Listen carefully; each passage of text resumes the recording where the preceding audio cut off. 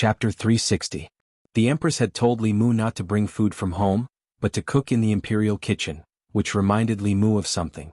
The taste of takeout couldn't be compared to the food in the kitchen. The food box could only keep the food warm, but it couldn't preserve the taste.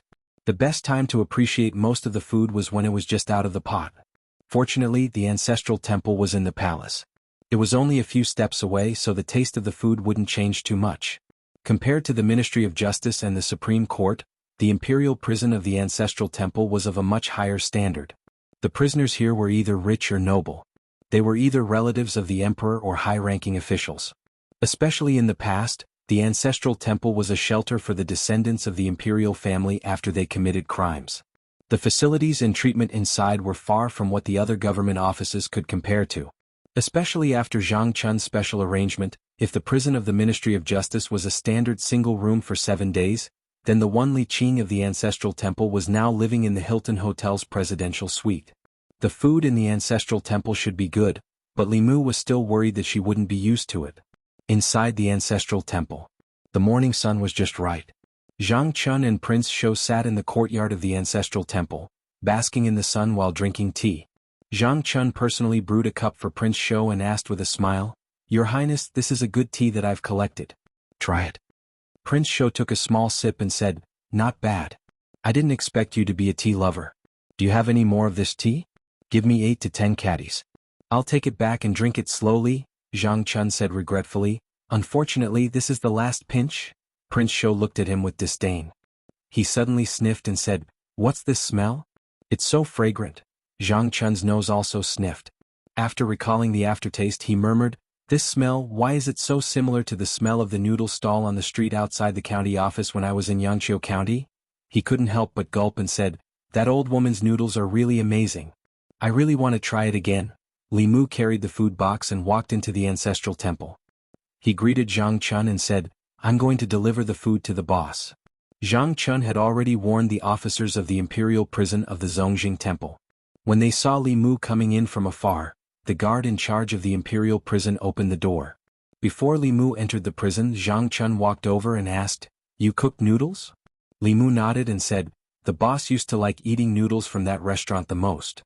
Zhang Chun rubbed his hands and said, "This official also likes this. Do you have any more? Give this official a bowl."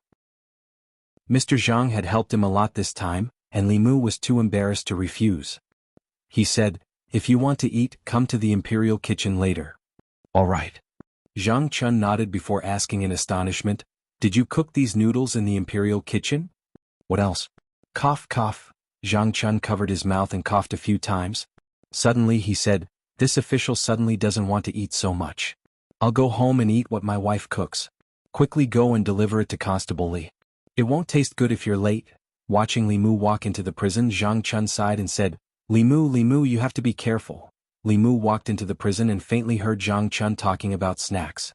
Mr. Zhang reminded him again to take 2 boxes of snacks from the imperial kitchen tomorrow. The imperial chef in the palace specialized in making pastries, and his skills could be said to be superb. When he went back in the afternoon, he would also bring a box for Lu Hanyan. In the past, Li Mu couldn't take things from the imperial kitchen, but it was different now. The Empress gave him permission to enter the imperial kitchen and use all the ingredients. Although this was suspected of abusing power for personal gain, Li Mu did it deliberately. What the Empress needed was not an imperial chef. If he followed the rules and did what an imperial chef should do, wouldn't he really become an imperial chef? Li Mu learned from palace dramas that the most favored concubine of the emperor was definitely not the kind of concubine who was obedient and had no personality at all. Within the limits, occasionally doing something out of line, sometimes maintaining a sense of novelty and mystery, would be able to obtain the emperor's favor for a long time. Of course, he wasn't the empress's concubine, but he could infer many things from one example. It was the same as being a friend or an official. He asked the jailer to open the prison door and walked in. He opened the food box and said, "I don't know if the food of the Zongjing temple is to your liking. I've cooked a bowl of noodles for you." Li Qing picked up the chopsticks and tasted it. She said in surprise, "The taste of this noodles?" Li Mu smiled and said, "I learned it from the old woman who sold noodles. The taste is about the same as the one she made, right?" Li Qing said softly, "Later on, I went back to Yangqiu County once and learned that the old woman had passed away. Her son and daughter-in-law continued to run the noodle stall, but the noodles they cooked were different from before. I thought that I would never be able to taste the same taste as before in this life. Li Mu smiled and said, "Whenever you want to eat it, just tell me. I'll make it for you." After watching Li Qing finish the noodles, Li Mu sat for a while longer. He packed up the food box and walked to the imperial kitchen. In the imperial kitchen there was still the soup he made for the empress. Using the empress's kitchen to cook noodles for someone else and leaving her aside, even if Li Mu was really stupid, he wouldn't do such a stupid thing. It was just that the empress's soup took a little longer to cook. Li Mu went to the imperial clan temple and waited for a little while before the soup was ready. It was said that he relied on women to make a living. After Li Mu's unremitting efforts, now the empress and Li Qing both relied on him to make a living. Li Mu carried the soup and came to the entrance of Jianghu Palace. Shangguanli stood at the entrance of the palace and glanced at him. "Her Majesty is not here. You can go back." Li Mu said regretfully, "What a pity. I boiled this soup for Her Majesty for more than 4 hours. It won't taste good after a while. I'll bring it back to the secretariat and drink it myself." Just as he turned around, Shangguanli's ears twitched and said, "Her Majesty has returned."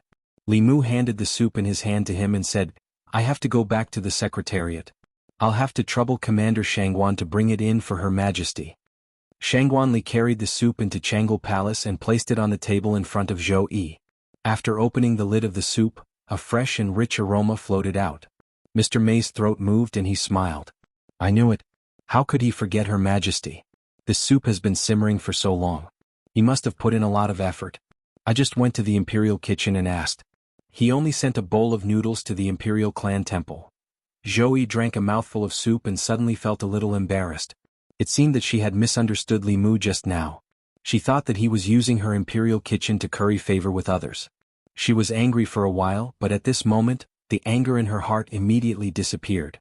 She said, "Mei Wei, send 2 boxes of Southern Tribute oranges to him." Mr. May said, "Didn't Her Majesty say that the oranges were very sour and she didn't want to send them?"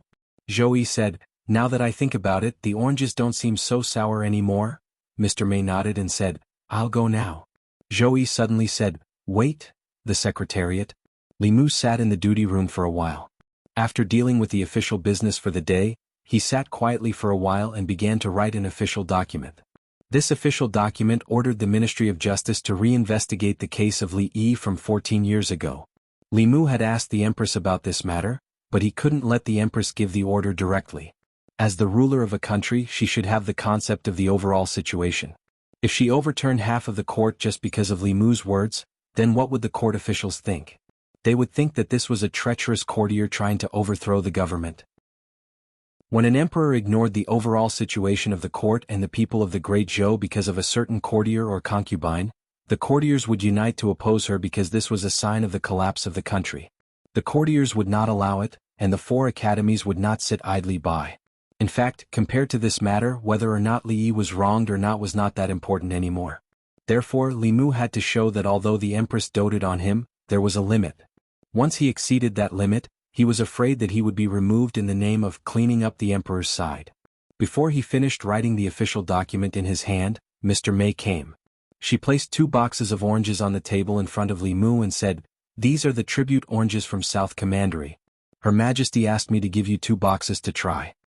Li Mu said, "Thank Her Majesty for me." Mr. May said, "Her Majesty doesn't want your thanks."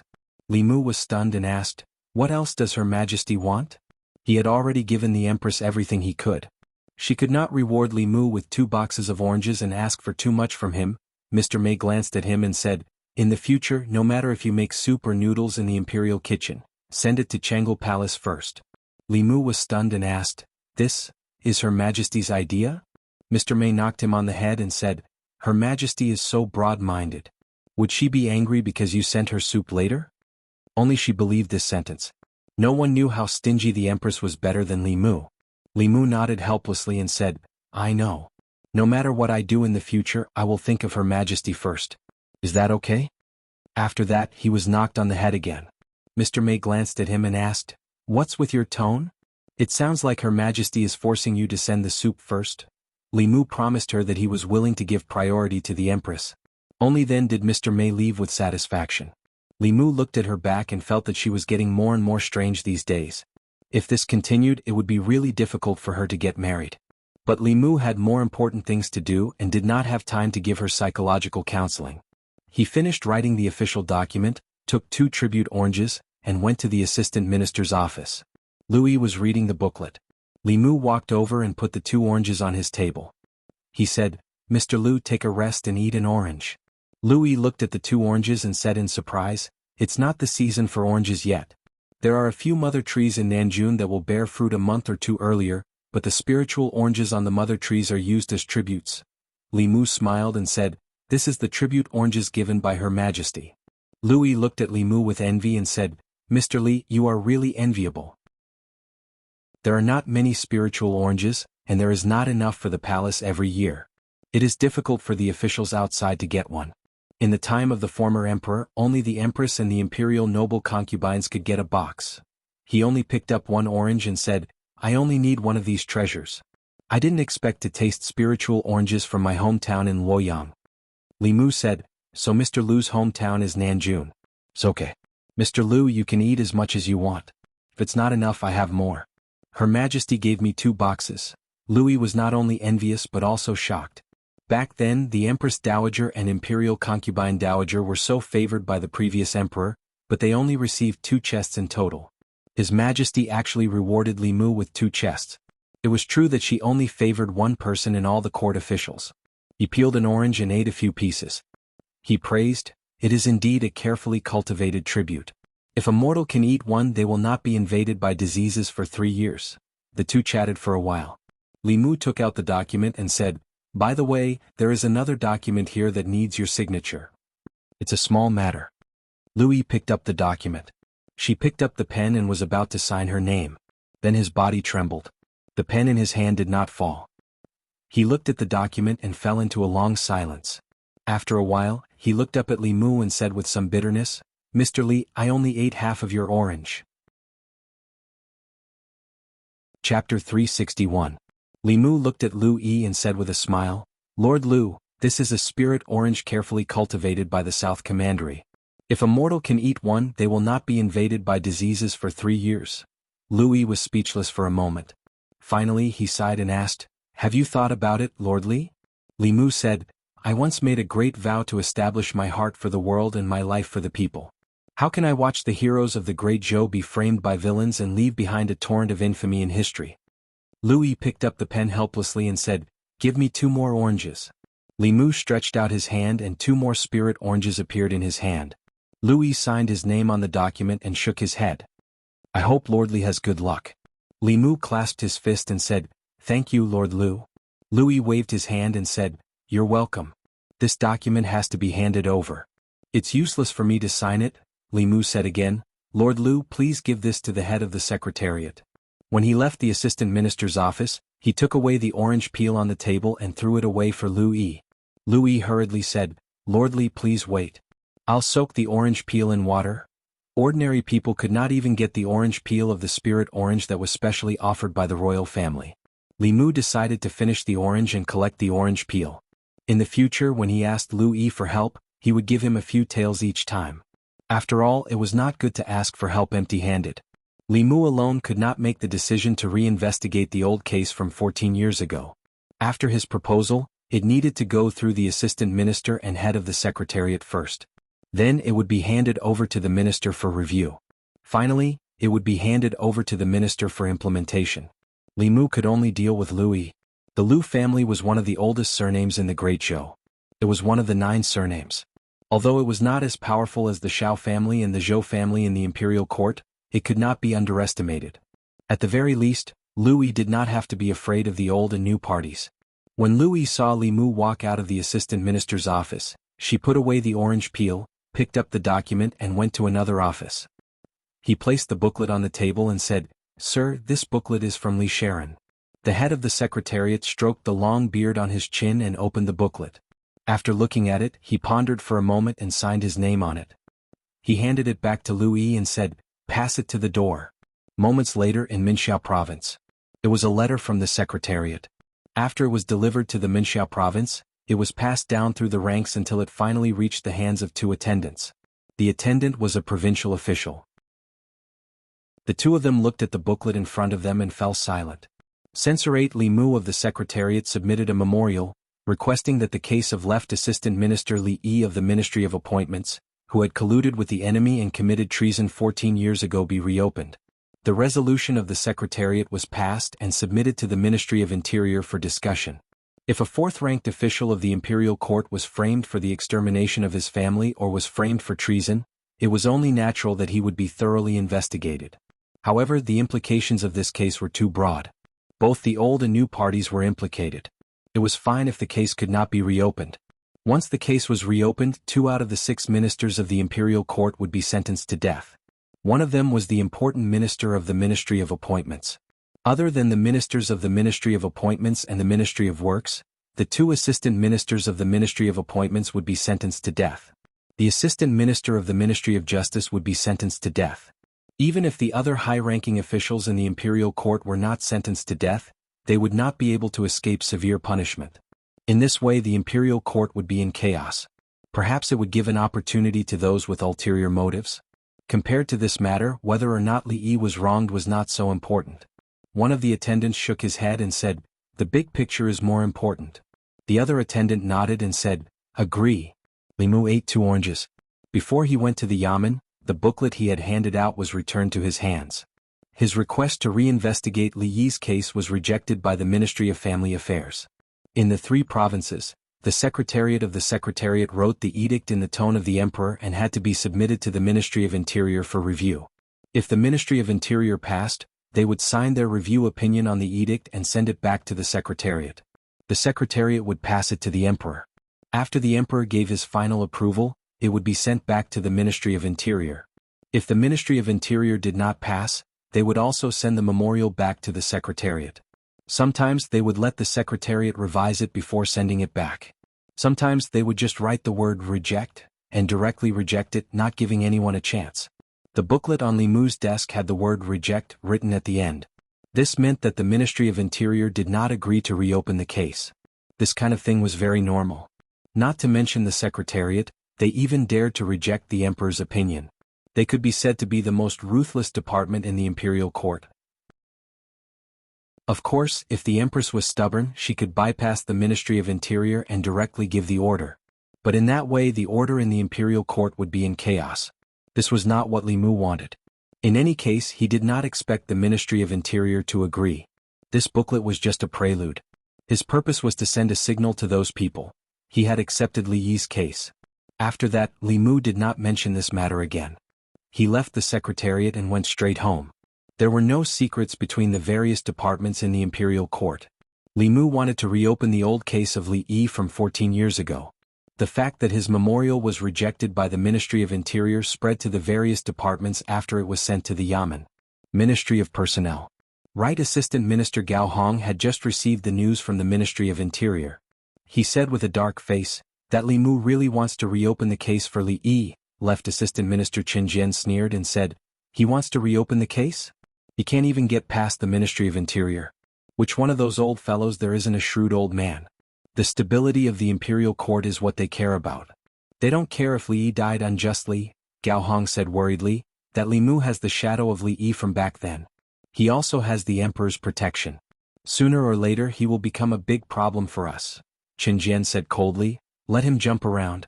When he jumps around to the point where both sides can't stand it anymore, he will be the next Li Yi. Just wait and see. As long as he dares to insist on reopening the case of Li Yi, even if we don't kill him, the court officials will kill him." Regarding this matter, there were many opinions from the other ministries. This person is still so reckless. How many people are involved in Li Yi's case? This Li Mu is basically the second Li Yi. Even Li Yi back then wasn't as bold as him. It's just that this time he's too whimsical. I just don't know if the Emperor will still go along with him. Could he have fed the Emperor some kind of bewitching potion? Why is the Emperor so good to him? Apart from being a little talented and a little handsome, there's nothing special about him. The Emperor can't be so shallow as to be fooled by his looks, right? If this old case is thoroughly investigated, it will have a huge impact on the situation in the imperial court. Both the old and new parties will be greatly affected because of this, which is not conducive to the stability of the overall situation.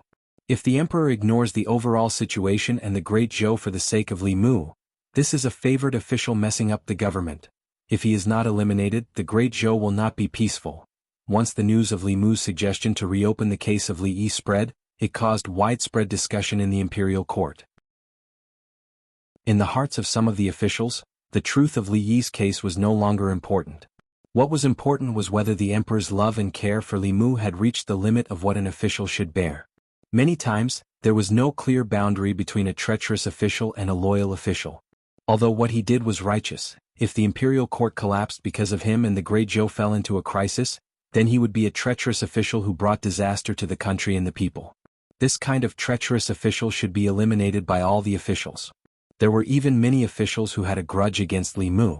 They were secretly plotting whether they should take advantage of this opportunity to join forces with their respective parties to clean up the emperor and punish the traitorous officials. However, during the morning court, Li Mu remained silent and did not mention a single word about the old case.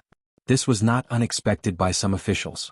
Perhaps he also realized that if he wanted to investigate the old case, it would involve too many people. Not only would he not be able to find any results, but he would also be implicated. Thus, he was afraid of retreating. This made some people feel disappointed. Compared to Li Mu retreating in the face of difficulties, they hoped that he would walk this path to the end. This would give them a chance to get rid of him. Just like this, the matter that had caused widespread discussion in the various departments yesterday was not mentioned in the morning court today. Just as the officials thought that this matter was going to be forgotten, Mr. Mei walked in from outside the hall. He walked behind the curtain and seemed to say something to the Empress. Soon, the Empress's voice came from behind the curtain. "Enter." A figure slowly floated into the crepe myrtle hall. He bowed to the Empress behind the curtain and said, "Greetings, Your Majesty." This was a middle-aged man wearing a moon-white Taoist robe. His hair was tied up in a tall crown, and he looked like an immortal. On the left chest of his Taoist robe was embroidered the symbol of a white cloud. White Cloud Mountain? Moon-white Taoist robe, a second-generation disciple of the Fulu school. Could he be the head of one of the peaks? What is the head of the Fulu school doing in the divine capital? The officials looked at the middle-aged man in confusion. Although the Fulu school and the imperial court cooperated, it was limited to low-level disciples. This was the first time they saw such an important figure of the Fulu school in the divine capital, in this golden hall. The Empress asked calmly, "Taoist Xianxia, why have you come to the divine capital?" Xianxia said, "I am here on the orders of the headmaster for one person." The Empress asked, "Who?" Xianxia said, "Her name is Li Qing. She is the direct disciple of the headmaster." Most of the officials in the imperial court did not know who Li Qing was. The left assistant minister of the Ministry of Personnel's expression changed slightly. He walked forward and said, "Li Qing has killed many imperial court officials and is a serious criminal. Does the Fulu school want to protect her?" Xianxia shook his head and said, "No. The Fulu school supports the Great Zhou court. If a Fulu school disciple violates the law, the court can punish them according to the law. However, the headmaster knows that Marshal Nice Li's family was wrongly killed more than 10 years ago. He hopes that the court can follow the law and give her an explanation, and also give the Fulu school an explanation." The moment he said this, the imperial court fell silent. The assistant minister of personnel was probably talking about Li Yi's daughter. If the Fulu school wanted the court to give them an explanation, wasn't it asking the court to reinvestigate the case? If this matter was found out by Li Mu, the provincial court would reject the case and it would be over. However, the Fulu school was a colossus that was not inferior to the Great Zhou court. Mount Baiyun was located in the extreme north of the Great Zhou. The ancestral court of Fulu school was the Great Zhou's first line of defense against the Yao kingdom and the Ghost realm in the north. Their orthodoxy was spread throughout the Great Zhou. The court could only be kind and not evil.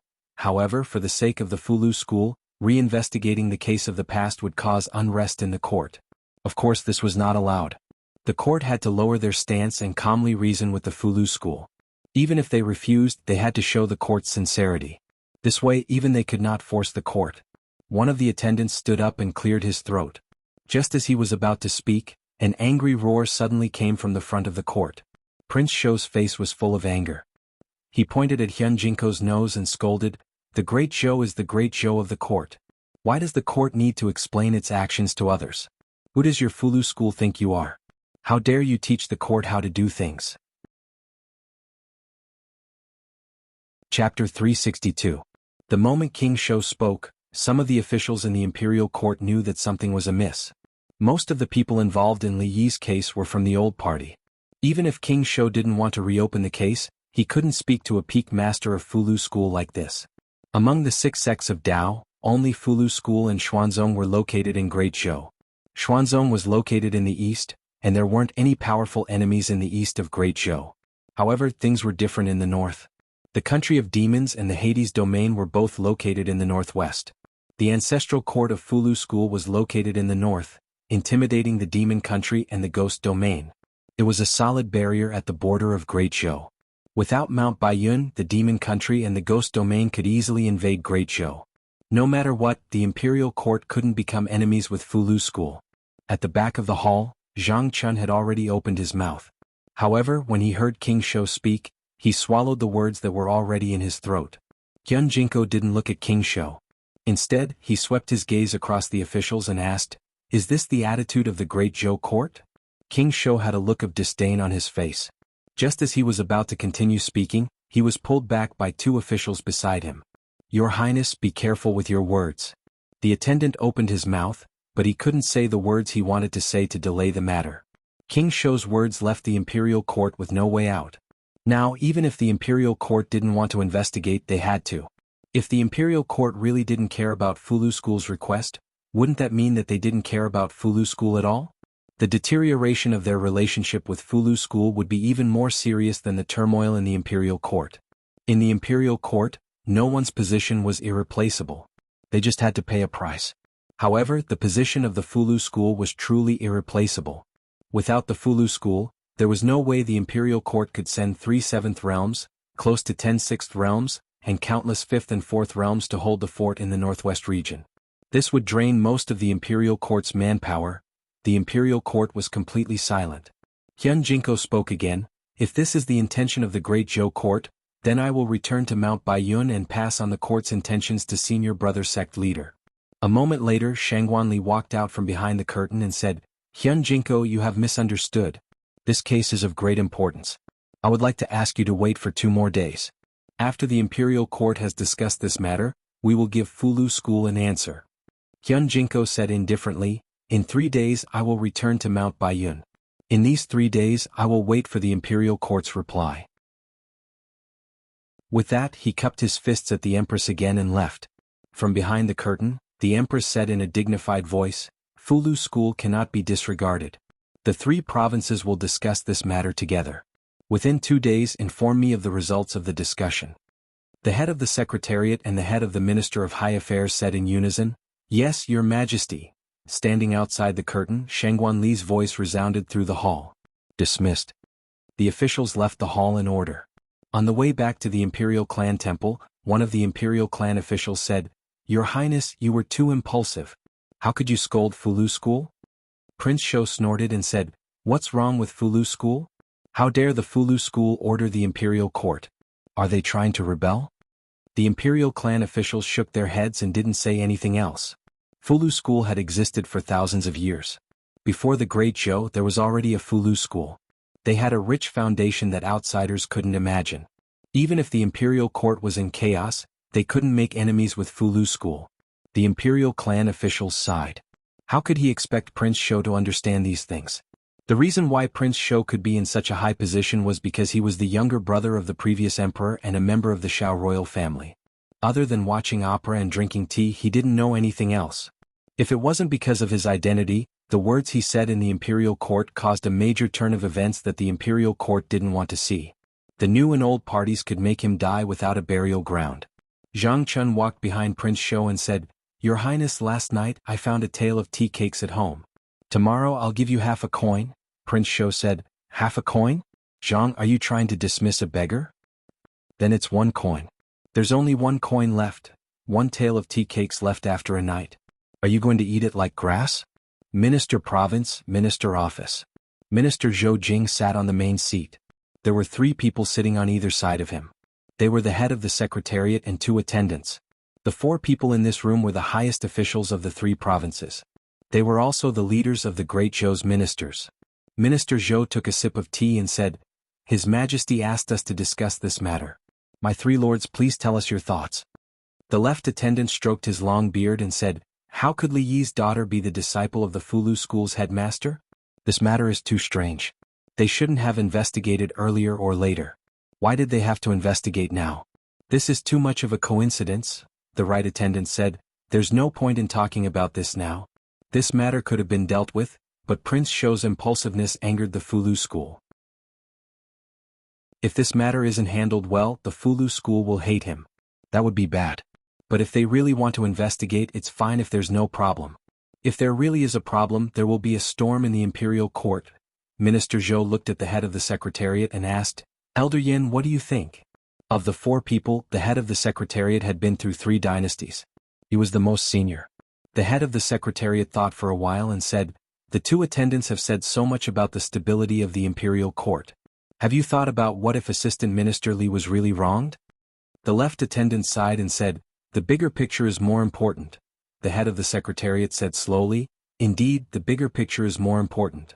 When the head of the secretariat said this, the 3 people in the hall fell into silence. The left attendant and the head of the secretariat were not talking about the same big picture. Compared to the injustice Li Yi had suffered, the stability of the imperial court was more important. Compared to the stability of the imperial court, the relationship with the Fulu school was more important. The imperial court was temporarily in chaos, but it would eventually return to stability. If the relationship with the Fulu school was broken, no matter how stable the imperial court was, it would not be able to create a powerful ally like the Fulu school out of thin air. After a long silence, the left attendant said helplessly, investigate. The right attendant sighed and said, we can only do this. A day later, the 3 provinces gave a reply to Li Yi's case. The Fulu school was a friend of the Great Zhou. The imperial court attached great importance to the reasonable request of the Fulu school. The 3 provinces discussed and decided that the Supreme Court and Zongjing Temple would work together to investigate the case of Assistant Minister Li Yi of the Ministry of Personnel. Regarding this, the Imperial Secretariat had already drafted an imperial edict, and it had been reviewed and approved.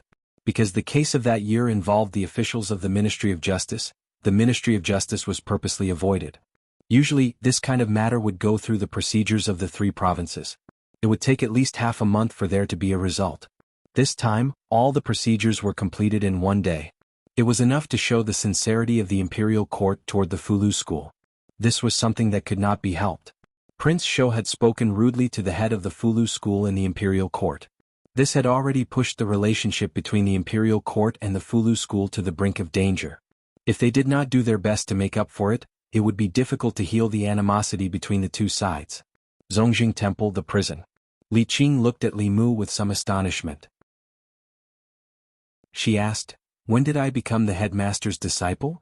Li Mu explained, if you did not have such an identity, the imperial court would not have paid too much attention to you.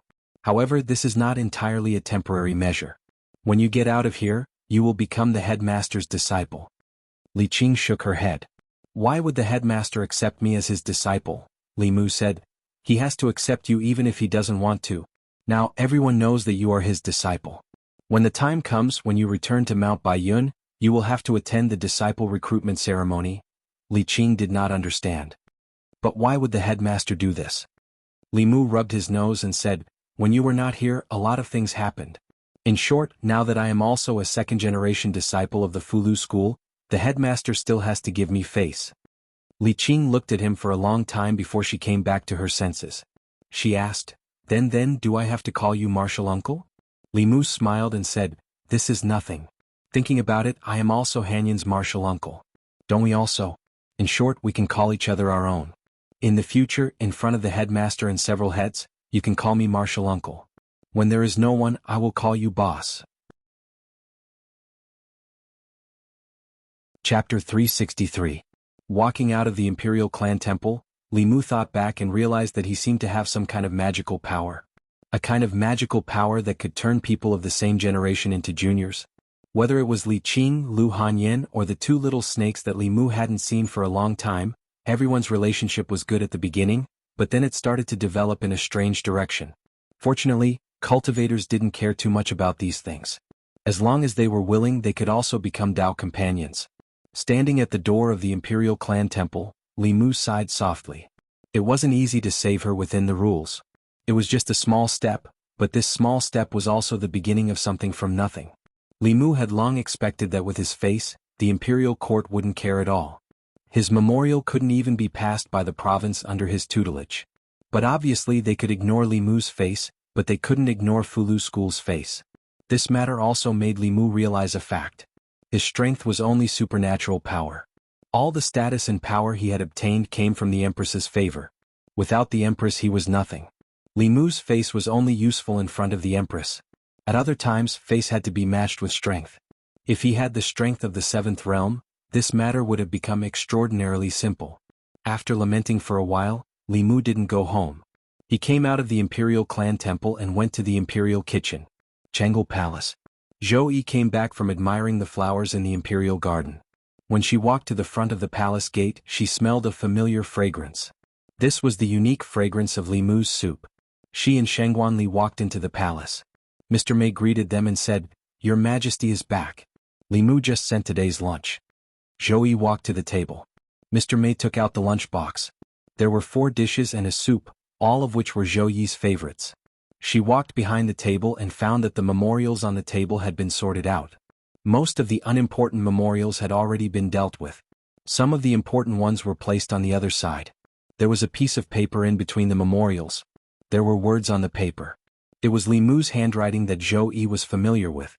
She picked up the paper and saw that it was Li Mu's suggestions for the political affairs in the memorials. Even if it was important and required her to deal with it personally, she didn't have to think about it herself anymore. Zhou Yi sat down. As she ate the delicious food, she thought that if she could always have such a person by her side who could go to court and cook for her, who could help her review memorials, and who could also cook for her, and she only needed to protect him from behind, then it seemed acceptable to let her be the emperor. It was a pity that Li Mu was already married. Otherwise, it would be a good choice for him to stay in the palace for the rest of his life. The Imperial Secretariat. Li Mu was thinking about what to do next. Suddenly he felt a chill in his crotch. His heart was suddenly alerted. However, he looked around and didn't find any danger. After eating a tribute orange to calm his nerves, Mr. Mei appeared in his yamen. The Imperial Secretariat was a secret place. Except for the officials of the Imperial Secretariat, outsiders were not allowed to enter. However, Mr. Mei was the Empress's man. She walked around the Imperial Secretariat like it was her garden, and no one dared to say anything. Li Mu was busy. After looking up at her, he lowered his head and asked, "What's the matter?" Mr. Mei walked in and said, "Can't I come and see if there's nothing?" Li Mu picked up a pen and wrote something on the paper. He said, "Of course, but I don't have time to entertain you right now. There's tea in the pot. Pour it yourself." There was no need to be polite with Mr. Mei. Li Mu was more relaxed in front of her than in front of the Empress. Mr. Mei didn't pour the tea. He walked behind Li Mu and asked, "What are you writing?" Li Mu said, "A script." Mr. Mei stood behind Li Mu and looked at him with interest. Suddenly he said, "I have a question that I've been wanting to ask you for a long time." Li Mu said casually, "What is it?" Mr. Mei asked, "I've read the strange stories from a Chinese studio that you wrote. Do you have any special fetishes for ghosts?" Li Mu said, "That was written by Pu. What does it have to do with me?" Mr. Mei said, "There's nothing that can't be found out by the inner guard." Li Mu raised his head and said, "Then you can ask the inner guard to help you. You don't have to trouble the Zongjing Temple and the Dali Temple with Master Li Yi's case." Mr. Mei coughed and said, "The inner guard was established not long ago. How can they find out something that happened more than 10 years ago? You haven't answered my question." Li Mu shook his head and said, "Of course not. I'm just treating everyone equally. There were ghosts and human women in that case. Why did you only see ghosts?" Mr. Mei suddenly understood and said, "I see. I thought you had some feelings for Xiao Bai." Li Mu looked at her in surprise and said, "Why do you have so many strange things to say today? You're just like His Majesty." Li Mu thought of something and said to her, "You're becoming more and more like His Majesty recently. That's not good. You're different from His Majesty. If you imitate His Majesty, you'll delay your life. You might really die alone." Mr. Mei crossed his arms and said, "Tell me, how am I different from His Majesty?" Li Mu said honestly, "Even if His Majesty isn't the emperor, he's still a famous beauty in Luoyang. Whether he's arrogant or gentle, he's always liked by people. Do you think you're as beautiful as His Majesty?" It was only because of Mr. Mei that Li Mu would say such heartfelt words to her. If it were Shangguan Li, she wouldn't be single for the rest of her life and have nothing to do with Li Mu. You wouldn't say such things that might offend people. I know. Mr. May nodded and then asked, do you think His Majesty is beautiful? Li Mu looked at her and asked, don't you think so? Mr. May seemed a little embarrassed and said, of course I think so. Li Mu picked up the pen again and said, if there's nothing else I'll get back to work. I have to finish writing before I go to the yamen. Mr. May didn't disturb Li Mu. He turned and walked out of the secretariat. Not long after, 2 internal guards brought another box of mandarin oranges, saying that it was a gift from the Empress. Li Mu accepted it happily. The taste of the mandarin oranges was really good. Wan and Xiaobai both liked it very much. Of the 2 boxes of mandarin oranges, a few were given to Zhang Chun and some were left for Li Qing. The rest were quickly finished by them. When he went to the yamen, Li Mu thought that Lu Yi was from South Commandery, which was thousands of miles away from Luoyang. If she could eat mandarin oranges from her hometown here, it might comfort her homesickness. In the assistant minister's office, Lu Yi looked at the 2 oranges that Li Mu handed to her and asked, Mr. Li, haven't you finished the spiritual oranges? Li Mu said, yes, but His Majesty just sent another box. Mr. Lu, you're from South Commandery, so I want to leave 2 for you. Lu Yi looked at the oranges that Li Mu handed to her and was moved. She was about to reach out to take them when she suddenly thought of something. She suddenly withdrew her hands and said, Mr. Li, why don't we talk about the matter first? Li Mu looked as if he couldn't hide anything from her and said, to be honest, I want the imperial court to search the soul of the assistant minister of the Ministry of Personnel and the others. This is the simplest way to investigate the case.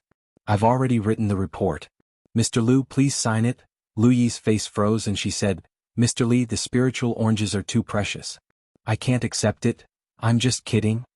Li Mu left the 2 oranges on the table and said, I'm already very grateful to Mr. Lu for what happened last time. These 2 spiritual oranges are just a small token of my appreciation. Seeing Li Mu's back disappear, Lu Yi's face was full of emotion.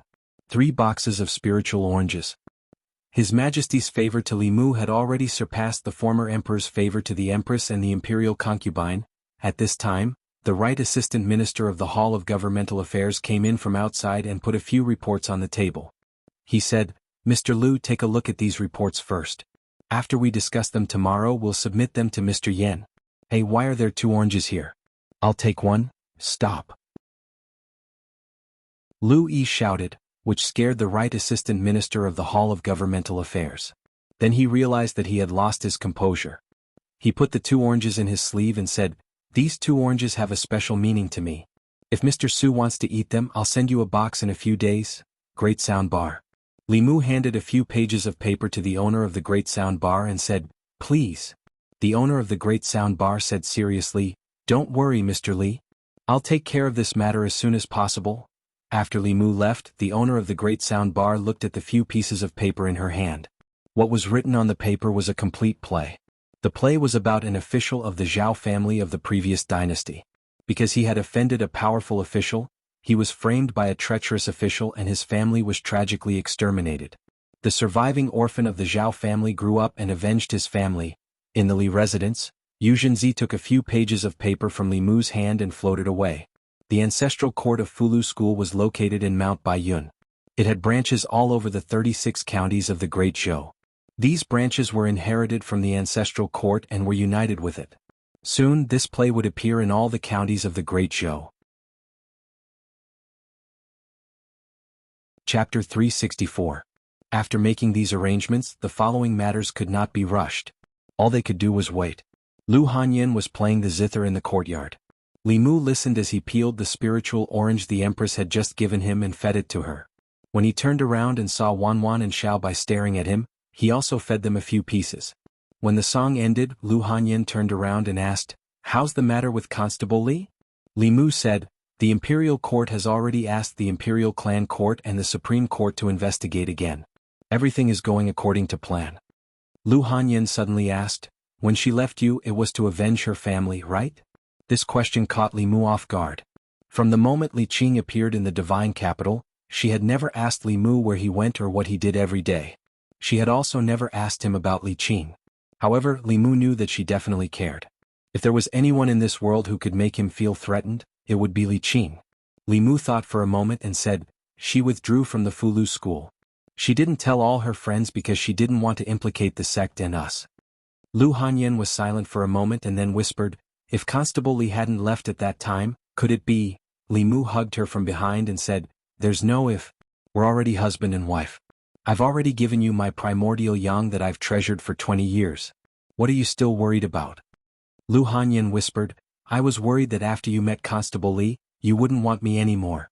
Clearly she was the first person you met and the first person you liked." Li Mu suddenly realized that he might have been too busy with Li Qing these past few days and neglected her. Lu Hanyan seemed to be strong and opinionated, but in reality the experience of being abandoned by her parents when she was young made her easily lose her sense of security. Coincidentally, Li Qing was the person who made her feel the most insecure. Li Mu felt a little guilty. He hugged her tighter and said, "What are you thinking? If I don't want you, where can I find another purine body that is so young, so beautiful, so versatile and so good in the kitchen? You will always be the first wife of the Li family. In the future, no matter who enters this family, they will have to listen to you." After being comforted by Li Mu, Lu Hanyan's worries for the past few days had disappeared. While she was feeling touched, she seemed to have realized something and asked, "Who else will enter the house in the future?" "I'm just giving an example. When you make an analogy, who are you thinking of?" Li Mu gave Xiaobai a look and Xiaobai immediately ran over. She took Lu Hanyan's hand and said, "Whether it's in the past or in the future, Sister Wanwan and I will listen to Sister Lu." Li Mu took the opportunity to get away and said, "I'll go to old Zhang's house to ask about the progress of the case." The Zhang mansion was also in the North Court, not far from the Li mansion. Li Mu left the house and walked a few hundred steps. Inside the Zhang mansion. Think about it. How old are you? Why don't you find a husband and stay at home all day? When can you get married like this? "I won't get married, okay? You still dare to talk back?" Hearing the quarrel from the inner courtyard, Zhang Chun looked helpless. At a certain moment, she noticed that the footsteps in the inner courtyard were getting closer. She immediately picked up a broom and started sweeping the yard. Mrs. Zhang walked out of the inner courtyard. She wanted to find a place to vent, but when she saw Zhang Chun cleaning the yard obediently, she didn't want to lose her temper. She turned around and walked into the inner courtyard.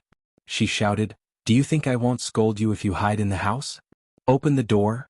As soon as Li Mu walked into the Zhang mansion, Zhang Chun threw down the broom and said, "You're finally here. If there's anything, let's talk outside."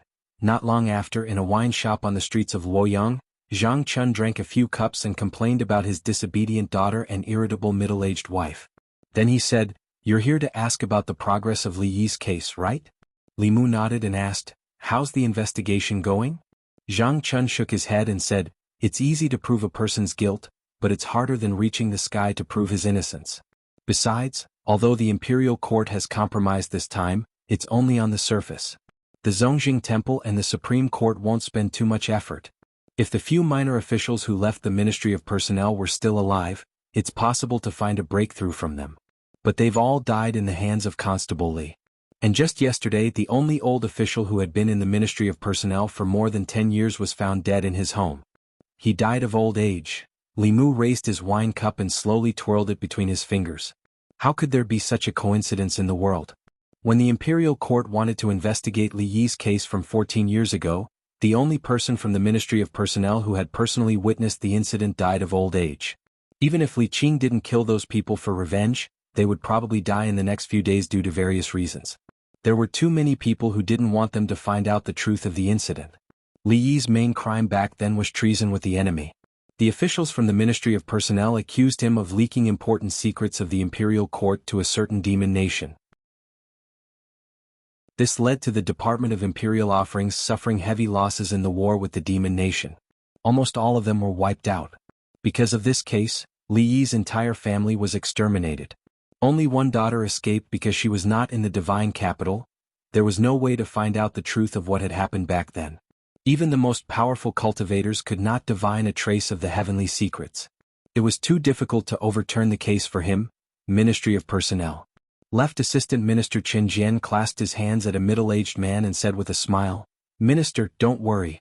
Even if they investigate again, they won't find anything." The person standing in front of him was the Minister of Personnel, Xiao Yun. At the same time, he was also the Duke of Nanyang, a core member of the old party. More than 10 years ago, he was still the right assistant minister of the Ministry of Personnel. Now he was the head of the Ministry of Personnel. He looked at Chen Jian and asked, "Are you sure you didn't miss anything?" Chen Jian smiled and said, Originally there were quite a few of them, but they were all killed by Li Yi's daughter. Does this count as lifting a rock and smashing one's own foot? This official would like to know what expression she would have if she knew about this. The Minister of Personnel nodded and said, "That's good." In the Imperial Ancestral Temple, Li Qing lowered her head in self-blame and said, "I'm sorry. If it wasn't for me they might have had a chance." Li Mu comforted her and said, "You don't have to blame yourself. Even without you they wouldn't have survived these few days. Those people wouldn't have let them live. Don't worry, I'll think of something." Li Mu was most worried that Li Qing would feel guilty and blame herself. After comforting her, he walked out of the Imperial Ancestral Temple and met Zhou Zhong outside the temple. Zhou Zhong looked at him indifferently and said, "Give up. If this goes on, Li Yi's ending will be your ending." Li Mu looked at him and turned to leave. Zhou Zhong asked, "You really don't want to give up?" Li Mu looked back at him and said in a deep voice, "I'm not you. I will never give up on her. Never." Zhou Zhong looked at Li Mu's departing figure until it disappeared from his sight. Only then did a faint smile appear at the corner of his mouth. From afar, one could see that his figure was slightly hunched, as if he had put down something important. Ziwei Palace. There wasn't anything important in today's morning court. Li Yi's case, which had been a hot topic for the past few days, became the focus of the court's discussion. Although the court had ordered a reinvestigation of this case, even with the combined efforts of the Imperial Ancestral Temple and the Supreme Court, they couldn't find a single clue. After all, 14 years had passed since this case. Almost all the clues had disappeared in the river of time. It was as difficult as ascending to the heavens to find a new clue. In the Great Hall, the left assistant minister of the Ministry of Personnel stepped forward and said, "Your Majesty, the evidence for Li Yi's case was conclusive back then. Investigating it now is already an exception. We can't keep wasting the court's resources because of this case." The Minister of Works, Zhou Chuan, also stepped forward and said, "The Fulu School wants to investigate this case. The court has already satisfied them and given them an explanation. The court has its dignity and can't be forced by them." The officials of the new party and the old party had already spoken. Their wishes represented the wishes of most of the court. If His Majesty still insisted, it would damage the court's dignity and the officials in the court would not agree. At this moment, the Assistant Minister of the Ministry of Justice, Zhou Zhong, also stepped forward. The officials in the court already knew that the new party and the old party had joined forces to settle Li Yi's case. Under everyone's gaze, Zhou Zhong walked to the center of the court, took off his official hat and slowly knelt down. When the officials saw this, they were all stunned. Lord Zhou why is he kneeling? Why did he take off his official hat? The officials were in an uproar. In front of the crowd, Prince Shou stared blankly at the kneeling Zhou Zhong and muttered, "Good fellow?" Zhou Zhong knelt on the ground and placed his official hat beside him. He touched the ground with his head and said loudly, "I'm guilty." Chapter 365. The strange behavior of the Assistant Minister of Justice caused the atmosphere in the hall to explode. What is Assistant Minister Zhou saying? He's guilty? What crime did he commit? This can't be. Good heavens, does he want to die? In the imperial court, some people quickly realized something and looked at Zhou Zhong with astonished eyes, their faces full of shock. There were very few fools in the imperial court. In the blink of an eye, countless people had guessed Zhou Zhong's motive. Where the officials from the Ministry of Personnel were, the expressions of the three people changed. Zhou Chuan's expression also changed. Qin Jian's face was pale as he thought to himself, "Impossible, impossible, he will die if he does this." At this moment, Zhou Zhong, who was kneeling on the ground, spoke again. Zhou Zhong spoke in a deep voice, 14 years ago, I was bewitched by Qin Jian, the imperial physician of the Ministry of Personnel, Gao Hong, and the right assistant minister of the Ministry of Personnel, Xiao Yun, to frame the left assistant minister of the Ministry of Personnel, Li Yi, for treason. Qin Jian could not allow him to continue. He strode forward and said loudly, "Zhou Zhong, what are you talking about? Do you know what the punishment is for framing an official of the imperial court?" Zhou Zhong said indifferently, "So you also know that framing an official of the imperial court is a serious crime." He raised his head and said, "Everything I said is true. I am willing to accept the soul search." A rank 4 official was willing to accept the soul search. This was enough to prove that what he said was true. Zhou Zhong's words caused the imperial court to fall silent for a moment. Then it became noisy again. Since he wants to confess, why did he wait until today? You can't tell. Before today, who would have thought that the imperial court would reopen this case? But why did he do this? Back then he framed Li Yi, but today he confessed. Zhou Zhong didn't make a difference to what happened back then. Even without him, Li Yi's ending wouldn't have changed. In my opinion, he wanted to use this opportunity to gain the trust of the old party and enter the inner circle of the old party. It was all for today's betrayal. 14 years? He was so patient and loyal to the old party for 14 years, just to commit a crime for his brother? King Shou looked at Zhou Zhong and sighed. He actually endured for 14 years. This Zhou Zhong is truly a man. Realizing the current situation, he covered his mouth and coughed lightly. He gritted his teeth and said, "This person is really sinister." Li Mu, who was standing in the crowd, was also shocked. Zhou Zhong's actions were completely out of his expectations. He recalled what Zhou Zhong had said to him in front of the ancestral temple yesterday and seemed to have understood something. It turned out that he had already made his decision at that time. Li Mu thought that Zhou Zhong was someone who would give up everything for his political ideals. He would commit crimes for Li Qing's life and death, or even his own life and death, compared to some of his ideals were not worth mentioning. However, Zhou Zhong's actions today overturned Li Mu's understanding of him. Behind the curtain, the Empress's voice could be heard. "Arrest Zhou Zhong and all the people involved in this case. Bring them to the Imperial Clan Temple and have them interrogate by the 3 provinces." Although Li Yi's case was not investigated, once something was found, no one would be able to cover it up in front of everyone. During the morning assembly, 2 ministers and 3 assistant ministers were arrested. Other than that, there were also some people involved in the case who were not in the assembly. The internal guards were immediately ordered to arrest them. No one would have thought that this matter would have such a huge turn of events. Those people who framed Li Yi all those years ago thought that victory was in their hands, but they didn't expect that there would be a spy among them. From the beginning to the end, Zhou Zhong was not on the same side as them. He had endured for 14 years waiting for this day. His counterattack caught both the old and new parties off guard.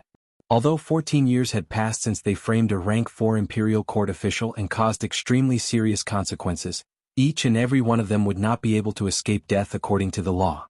In the Imperial Clan Temple, a few of them had their powers sealed and were sent to prison to await trial by the 3 provinces. This case involved a lot of people and no department had the ability to investigate it alone. Li Mu walked into the most luxurious prison. Li Qing woke up from her meditation and asked softly, "What happened outside? Why is it so noisy?" Li Mu opened his mouth but didn't know what to say for a moment. After organizing his words, he said slowly, "Just now in the assembly, Zhou Zhong admitted in front of His Majesty and hundreds of officials that he was involved in framing your father. Now, the Minister of Personnel, the Minister of Works, and the left and right assistant ministers of personnel have all been arrested." Li Qing said anxiously, "He did not frame father. He did all this for their dreams. One day he could reverse the verdict for father." Li Mu nodded and said, "I know. You don't have to worry. I will report this matter to His Majesty. Although this is not enough to pardon him, he should be able to avoid death. Although Zhou Zhong's actions were pardonable, he could not be completely forgiven by the law just because he was pardonable. After all, he was still considered one of the main culprits back then.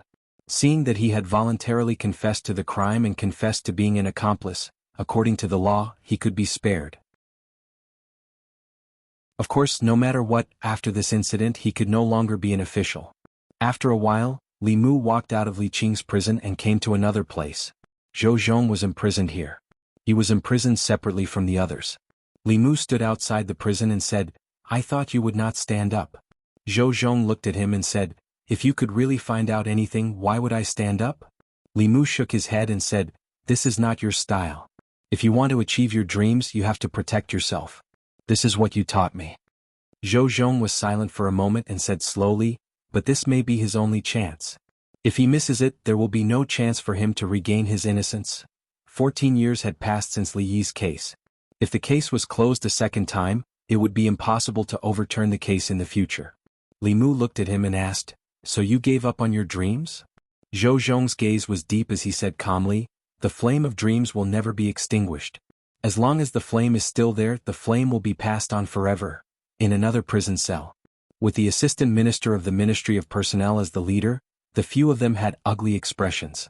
Not long after, the door of the prison cell was opened and 3 more people were pushed in. Qin Jian's face was pale as he said, "Marquis Zhongyong, Count Pingon, Marquis Yongding, you have all been captured too?" The 3 of them were shocked when they saw the few people in the prison cell. After realizing something, they said in shock, "Could it be?" Qin Jian gritted his teeth and said, "That damned Zhou Zhong betrayed all of us." After understanding the whole story, the three of them had completely gloomy expressions. The assistant minister of the Ministry of Personnel, Gao Hong, sighed and said, "If Zhou Zhong's soul is searched and he reveals what happened back then, the few of us will probably be sentenced to death." Qin Jian said, "We are all grasshoppers on the same rope. We must think of a way or else it will be difficult for us to escape death." The Marquis Zhongyong shook his head and said, "Death is impossible. My family still has a death exemption medallion bestowed by the late emperor. As long as I don't rebel, no one can punish me." The Count Pingon also sighed, "It's a pity that the medallion passed down by my father is gone. I originally wanted to pass it down from generation to generation." The Marquis Yongding had a pained expression as he said, "My family's medallion probably can't be kept. That damned Zhou Zhong, if it wasn't for his bewitchment back then, the three of us wouldn't have participated in this matter." Qin Jian said in shock, "All of you have death exemption medallions?"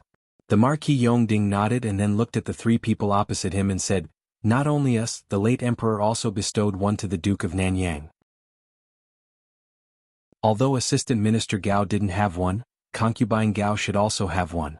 She wouldn't not save her brother. The Minister of Personnel glanced at Zhou Chuan, who was in the corner, and said indifferently, "The Zhou family's 2 death exemption medallions have already been used last time. I wonder if the Empress will spare Minister Zhou." Zhou Chuan looked at him and said indifferently, "Unfortunately, father-in-law gave that medallion to my wife before he passed away." Qin Jian looked at the people around him in a daze and felt that he didn't fit in with them. Out of the 7 people standing here, only he didn't have a death exemption medallion? The Minister of Personnel saw his worry and said, "Don't worry, the late emperor bestowed 13 medallions and we have already used 12 of them. If I remember correctly, the last medallion should be in the hands of Prince Shou." Hearing Prince Shou's name, Qin Jian heaved a sigh of relief and immediately said to the jailer outside the door, "Quickly go and report that I want to see Prince Shou." Not long later, Prince Shou walked over slowly. Qin Jian grabbed the bars of the cell and said hurriedly, "Prince Shou, you must save me." A moment later, after hearing his words, Prince Shou smiled and said, "What kind of relationship do we have? Everyone is doing this for the Shao family. Isn't it just a medallion? I will give it to you." Qin Jian heaved a sigh of relief and said, "Thank you, Your Highness." Prince Shou touched his waist with one hand and his expression suddenly changed. He said in shock, "Where is my medallion? Where did my big medallion go?"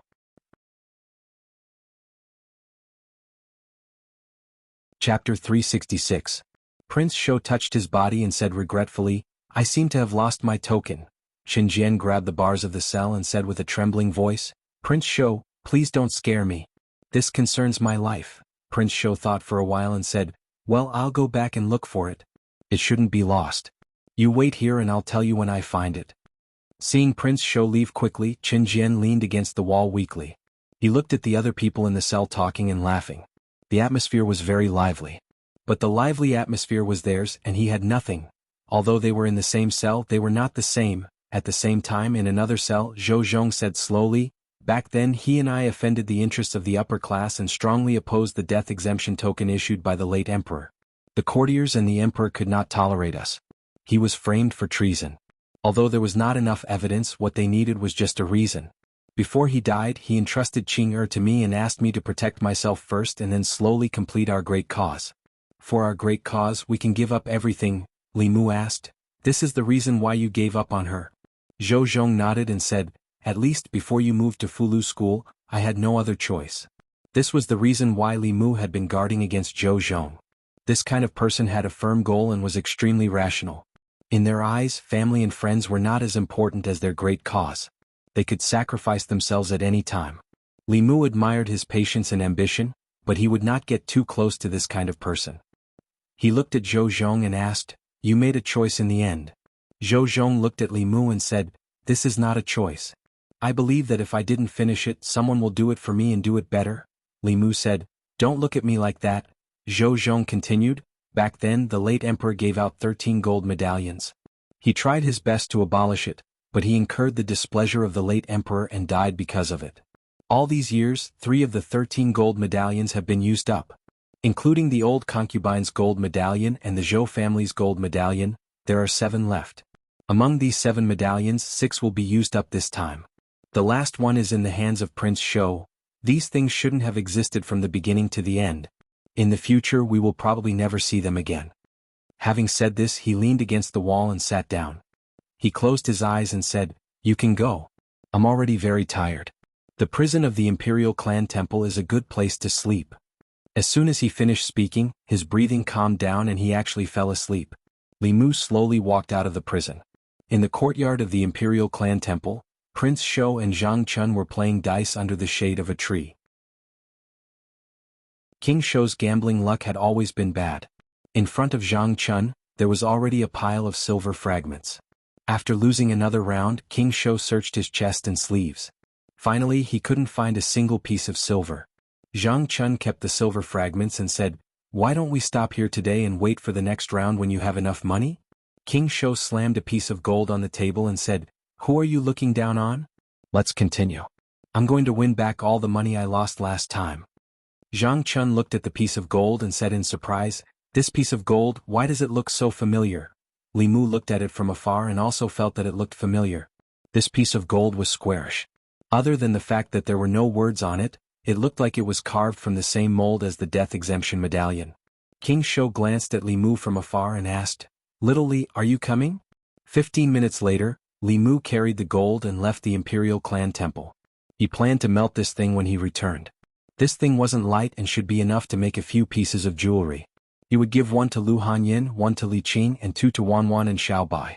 If there was any left, he could give it to the Empress. At this moment, the entire Shindu was in an uproar because of something. Today Li Yi's case, which affected the hearts of countless people, had a shocking turn of events. The first person to suggest reinvestigating the case was Li Mu from the Central Secretariat. He felt that it was unfair for Li Yi back then and wanted to reverse the case for him, but he was rejected by the Imperial Court. After that, people from the Fulu School in the northern county came and forced the Imperial Court to pay attention to this case. On the surface, the case was reinvestigated because of the Fulu School. However, the officials living in the northern courtyard saw the head of the Fulu School entering and leaving the Li residence on the day of Li Mu's wedding. It was obvious who was behind this matter.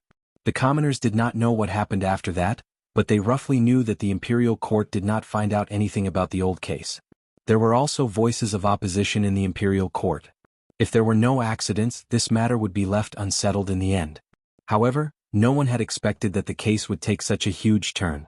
Zhou Zhong, the assistant minister of the Ministry of Justice, who was a core member of the old party and had made many contributions to the old party over the past decade, admitted in front of all the officials and His Majesty that he had conspired with the old party to frame Li Yi back then. He had single-handedly sent the masterminds of the old case to the Zongjing Temple. Among these people were 2 ministers of the 6 ministries and 2 assistant ministers. This was the case that had the greatest impact on the court in all these years and involved the widest range of people. And this was only the mastermind. If the accomplices were included, who knew how many people in the court would be implicated? However, why did Zhou Zhong do this became a mystery in the hearts of the people. Did Zhou Zhong lose his mind? Not only did he court death, but he also pulled in his accomplices. I don't understand, I really don't understand. That's right, what do you think he's after? Did something go wrong in his cultivation and he was invaded by his inner demons, causing him to go crazy? In my opinion, it might be because of the unequal distribution of benefits that caused internal strife. In the entire divine capital, everyone in the streets, taverns and tea houses were discussing this matter. No matter how they thought about it, they could not imagine that the people who framed Li Yi back then were not found by the Imperial Court. Instead, they were wiped out because of internal strife. As for why Zhou Zhong did this, there were different opinions. Some said that he was invaded by his inner demons, some said that he had lost his mind, and some said that the old party had internal strife. In a restaurant somewhere, an old man could not listen anymore. He slammed his wine bowl on the table and said in a deep voice, "Did you forget that more than 10 years ago, other than Li Qingtian, there was also Zhou Qingtian in the divine capital?" "What Li Qingtian, Zhou Qingtian?" 14 years ago I was only 5 years old. I was still playing with P. I didn't know anything. "Old man, what are you talking about?" The young people in the restaurant were confused. A few of them who were over 30 years old seemed to have thought of something, and a look of realization appeared on their faces. More than 10 years ago, when the late emperor was still on the throne, it was the darkest period of the divine capital in their memories. At that time, the rich and powerful only needed to pay a fine to kill someone. At that time, It was not uncommon for the rich and powerful to kidnap women on the streets. At that time, the officials of the Great Zhou were corrupt and governance was chaotic. The people suffered greatly. The people of the divine capital would rather take a detour than walk past the government. Even during those dark times, there was still light in the divine capital. At that time, the assistant minister of the Ministry of Personnel, Li Yi, punished the corrupt officials and brought justice to the officials of the divine capital. The director of the Ministry of Justice, Zhou Zhong, redressed the grievances of the people. The two of them persuaded the late emperor to abolish the Silver Penalty Act and stopped him from giving out the gold medallion. At that time, they were one of the few rays of light in the hearts of the people of the divine capital. They were known as Qingtian. However, this situation did not last for long. Later, the assistant minister of the Ministry of Personnel, Li Yi, was accused of treason, and his entire family was killed. At that time, the people of the divine capital could not accept this result. Assistant Minister Li was righteous and loved the people like his own children. How could he be a treacherous official? What made it even more difficult for the people to accept was that the director of the Ministry of Justice, Zhou Zhong, was one of the officials who accused him. They used to admire Zhou Zhong, but later on they hated him as much. After Assistant Minister Li's death, Zhou Zhong quickly sided with the old party and became their lackey. A few years later, he was promoted to the position of Assistant Minister of the Ministry of Justice. Over the years, he protected many people from the old party and helped the old party fight against dissidents and the new party. Soon he became the core of the old party. For more than 10 years, the people who were grateful to Li Yi would spit at the Ministry of Justice when they passed by to vent their hatred. However, no one expected that more than 10 years later, Zhou Zhong would stand up for Li Yi in the imperial court without hesitation and reverse the verdict. Someone finally recalled and said in disbelief, "Could it be that Lord Zhou has been enduring humiliation for the past 14 years just for this day?" That's right. Otherwise it doesn't make sense. Why would he give up the power he already had? Could it be that we've been wrong about Lord Zhou all these years? Lord Li and Lord Zhou are brothers of different surnames. Back then, Lord Zhou must have known that he couldn't save Lord Li, so he went undercover in the old party and gained their trust. He waited for the right time to reverse the verdict for Lord Li and give those people a fatal blow. 14 years, he was scolded by us for 14 whole years. How much has he been wronged all these years? The truth of what happened back then had been revealed. Many people were filled with regret and their respect for Zhou Zhong was even greater than before. Li Mu's residence. When Li Mu used the true samadhi fire to burn the gold cake, he realized that it was only coated with a layer of gold powder on the surface. The inside was black and looked like iron but not iron. He did not know what it was. Li Mu then threw it into the flask heaven dimension. Prince Shou actually used a gold-plated fake to trick him. He had to be more careful when gambling with him in the future. At the same time, in the Imperial Clan Temple, Prince Shou sighed and walked to the front of the prison cell. He looked at Qin Jian apologetically and said, "Assistant Minister Qin, I'm really sorry. I've searched everywhere for that death exemption golden medallion but couldn't find it. It should have really been lost. Don't worry. Every year on your death anniversary, I'll get people to burn more paper money for you."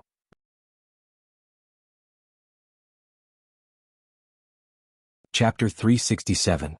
Of course, the material used to make the death exemption golden medallion was not ordinary metal. Li Mu had asked Xianxia about it. According to Xianxia, the metal in his hand was a piece of meteoric metal. In the cultivation world, meteoric metal was called meteoric metal. It was a metal that did not exist in the 10 continents. It was extremely tough and was most suitable for refining weapons. It was one of the main materials for refining heaven-grade magic treasures. Therefore, Li Mu found a new box and put it away. It might be useful in the future. Then he began to think about something. Although Zhou Zhong's suicide attack was useful, according to the law, he himself could not escape the death penalty. Of course, Li Mu could not watch him die. After thinking about it, he left the house and walked toward the palace. At the same time, in the southern courtyard, it was a mansion with more than 10 entrances. Several figures gathered together. They did not look happy. "I've told you that Zhou Zhong is a traitor. We can't trust him easily. Now, not only have we lost control of the Ministry of Justice, but we've also given away the entire Ministry of Personnel. What's the point of saying all this now? Who knew that Zhou Zhong would be so cunning? He seemed to listen to us on the surface, but he always had evil intentions. He destroyed all our years of hard work. Preposterous. I can't take this lying down. The people present were all members of the Shao royal family. They were all furious that Zhou Zhong had betrayed them. At this moment, one of them looked at King Shou and asked, "Fourth brother, don't you still have a death exemption golden medallion? Give it to Qinjian. He has been loyal to us for many years. Even if he didn't make any contributions, he still worked hard." King Shou spread his hands and said, "I lost that death exemption golden medallion." "What? You lost it? Where did you lose it? You actually lost such an important thing? What else can you do?" King Shou shrugged and said helplessly, "I can swear to the heavens that the death exemption golden medallion is no longer in my hands. Perhaps this is his fate." "You really lost it? You really lost it? Have you searched for it?" "I tried using an object-seeking talisman, but I couldn't find it." "Look at you, other than drinking tea, listening to operas and gambling with dice, what else can you do? How did our Shao clan end up with you?" "So I forget it. Whether Qinjian dies or not, I don't care. But Zhou Zhong must die. If he doesn't die, he will forever be a disgrace to our Shao clan. Anyone can survive, but Zhou Zhong must die. Send this letter to the Zhou family. They should know what to do. Didn't he want to overthrow Li Yi? I would like to see who will save him this time." In the Jianghu palace, Li Mu prepared the dishes for the empress. He also poured fresh and fragrant tribute tea into a jade cup and placed it beside her hand. Zhou Yi said, "There are no outsiders here. You can sit down too." Li Mu said, "I'll just stand. If your majesty has any orders, please call me." Zhou Yi glanced at him and asked, "Why are you so good to me today?" Li Mu asked, "Did I not treat your majesty well in the past?" Zhou Yi was speechless for a moment, then said, "That's not what I meant." Then she said softly, "Sit down. I don't want to eat alone." Li Mu sat opposite her and accompanied her to eat for a while. At a certain moment, he raised his head and asked, "Your Majesty, how do you plan to deal with Zhou Zhong?" Zhou Yi said, "According to the law, he should be beheaded." Li Mu quickly said, "But he turned himself in and confessed all his accomplices. It can be considered meritorious. Shouldn't he be given a light sentence?" Zhou Yi took a memorial from the side and handed it to him, saying, "This is the memorial that the secretariat just handed over. Take a look." Li Mu opened the memorial.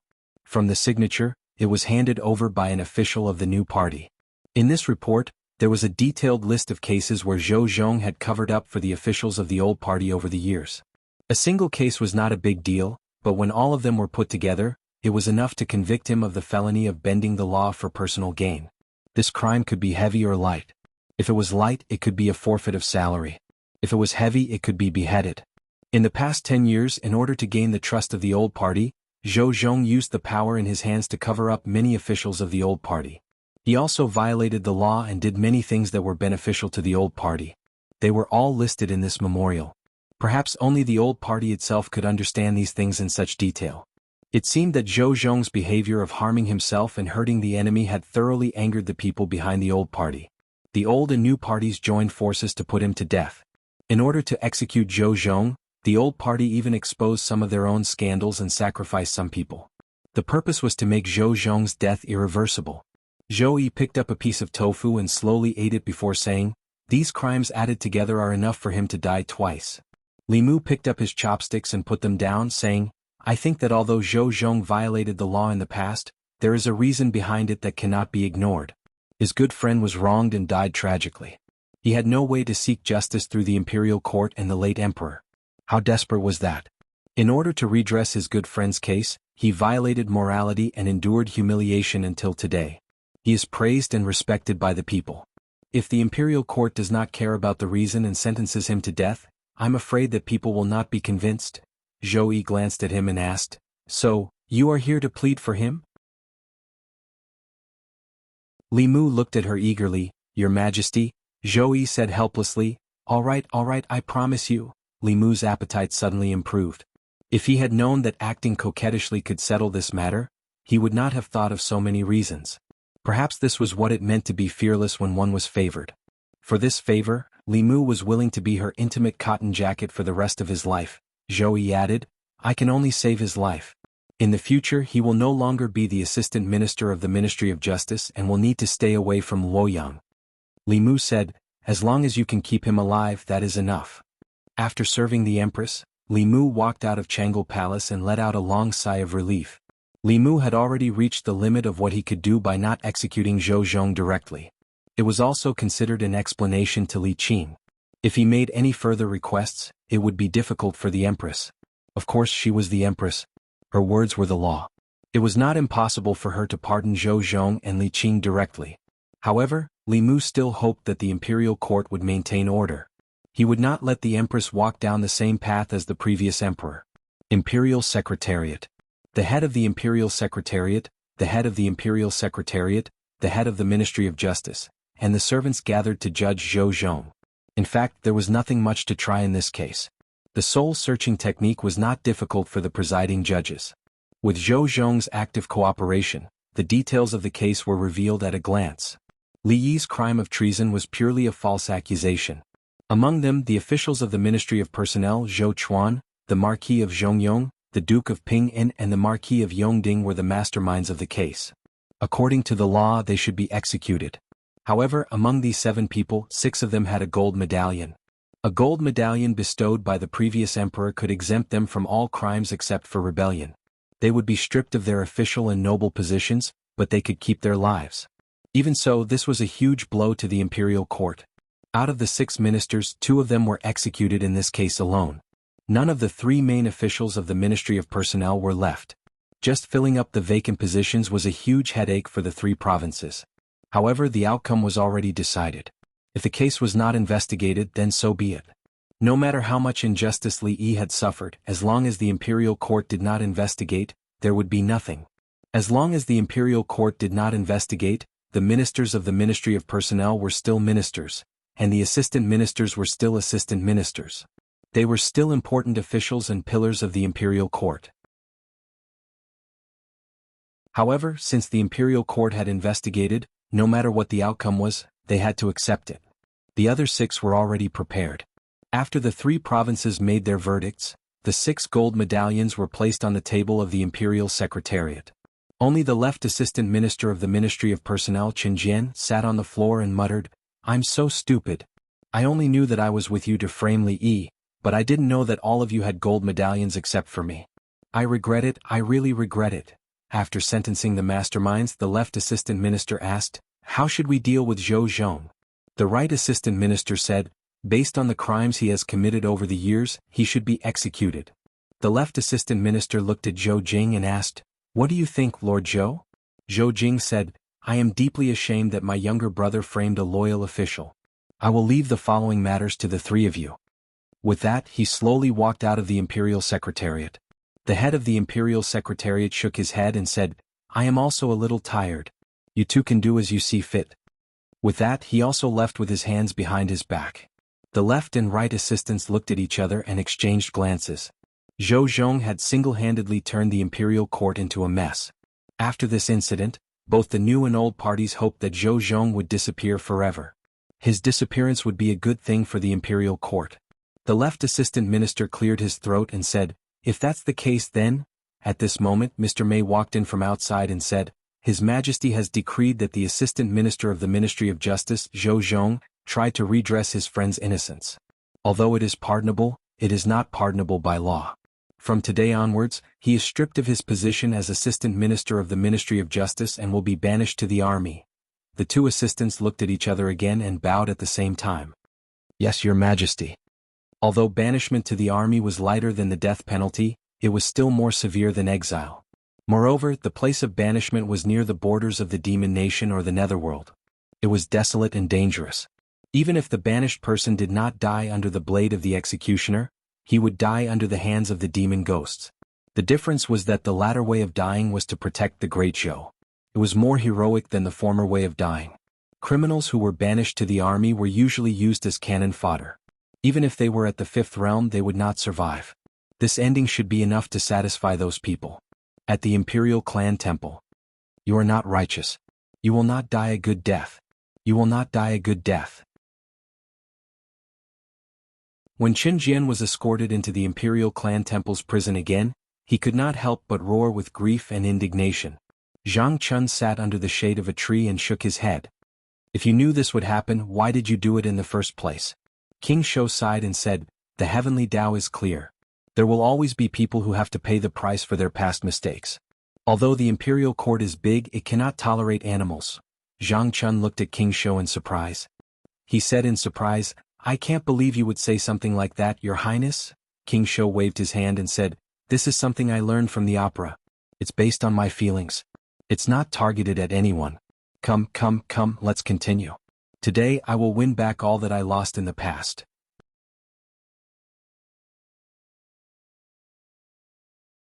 Chapter 368. Due to Assistant Minister Zhou Zhong's public confession, the left Assistant Minister Li Yi of the Ministry of Personnel, who was framed for treason 14 years ago, was finally vindicated today. A rank 4 official of the imperial court was exterminated because of false accusations. This was a great insult to the imperial court and the great Zhou. Although His Majesty had issued a decree to declare Lord Li's innocence, what had happened could never be undone. Outside the imperial city, the commoners were filled with righteous indignation when they saw the notice posted on the city wall. The culprits from back then could have been pardoned with the death exemption medallion. Why was Lord Zhou banished? Lord Li was loyal to the emperor and his country. In the end, the lives of his family were worth less than a few broken medallions? The reality is even more absurd than the dramas. How sad, how sad. Have you seen the new drama, Zhao's Orphan? It's clearly about Lord Li. Not yet. Hearing you say that, I'll have to go and take a look. In a mansion in the southern courtyard, the Duke of Nanyang, who had been pardoned with the death exemption medallion but lost his position as the Minister of Personnel, frowned deeply and said in a gloomy voice, Zhou Zhong is only banished. These crimes are enough for him to die twice. His Majesty is obviously siding with him. A person beside him said, forget it. It's just a matter of time. How many of the criminals who have been banished have been able to live for more than half a year? The Duke of Nanyang said indignantly, I can't take this lying down. It took me more than 10 years to climb to this position. Because of Zhou Zhong I have nothing now. I can't wait to kill him.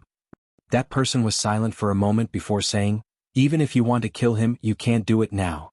Once he leaves the capital, no one will care if he's dead or alive. Right now there's another important matter. The Duke of Nanyang asked, what is it? The person said, have you forgotten that Li Yi's daughter is still imprisoned in the imperial clan temple? After being reminded by him, Commander Prince Nanyang recalled that this matter had started because Li Yi's daughter had assassinated 5 imperial court officials to avenge her father. This had triggered the old case. However, in recent days, his attention had been focused on the old case and he had completely forgotten about this matter. That person continued, during this period of time, that Li Mu went in and out of the Zongjing temple many times. He would visit this woman almost every day. It seems that they knew each other before. The reason he wanted to reverse the verdict for Li Yi was probably because of this woman. Royal Prince Nanyang narrowed his eyes and said, these are 2 completely different cases. I would like to see how Li Mu will save her, unless he can convince His Majesty to grant him a death exemption medallion.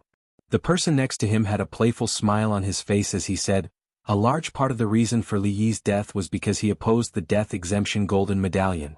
If he used the death exemption golden medallion to save that woman, then it would be the biggest joke. If he didn't use the death exemption golden medallion, then the woman would be dead. What choice would he make?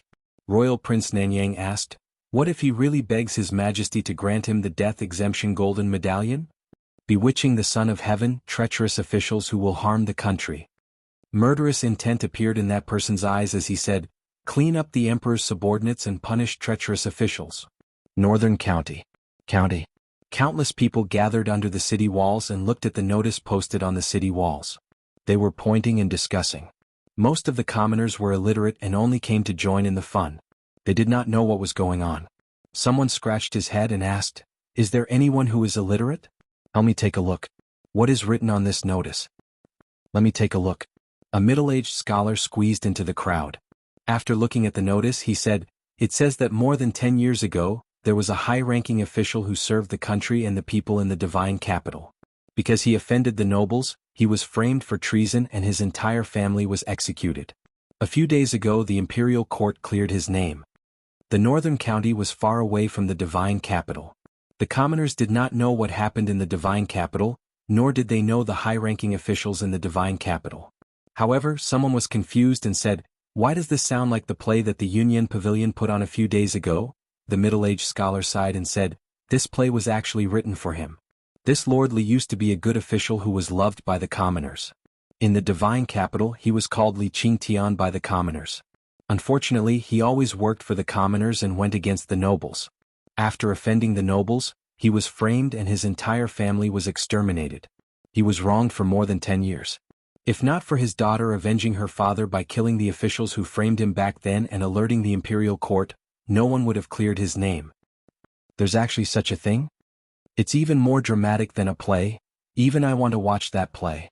Unfortunately, I don't have the money. Who did not like to listen to plays? However, to the commoners, being able to eat and wear was already a luxury. Wouldn't it be better to spend a few coins to buy steamed rice? Spending money to listen to plays was the life of the rich. At this moment someone asked, "Don't you know that the Union Pavilion is not paying for the plays these days?" Someone was shocked. There's such a good thing? It's not just the Union Pavilion. In the past few days there's also a stage set up by the official road outside the city. It's free to perform. Those who have the money can attend it. Those who don't have the money can also attend it. So the stage at the city gate is for watching plays. If they said that it's free, I would have gone to watch it. Let's go together. Wait for me. The commoners did not have much entertainment, so they were naturally happy to watch a play that they could watch for free.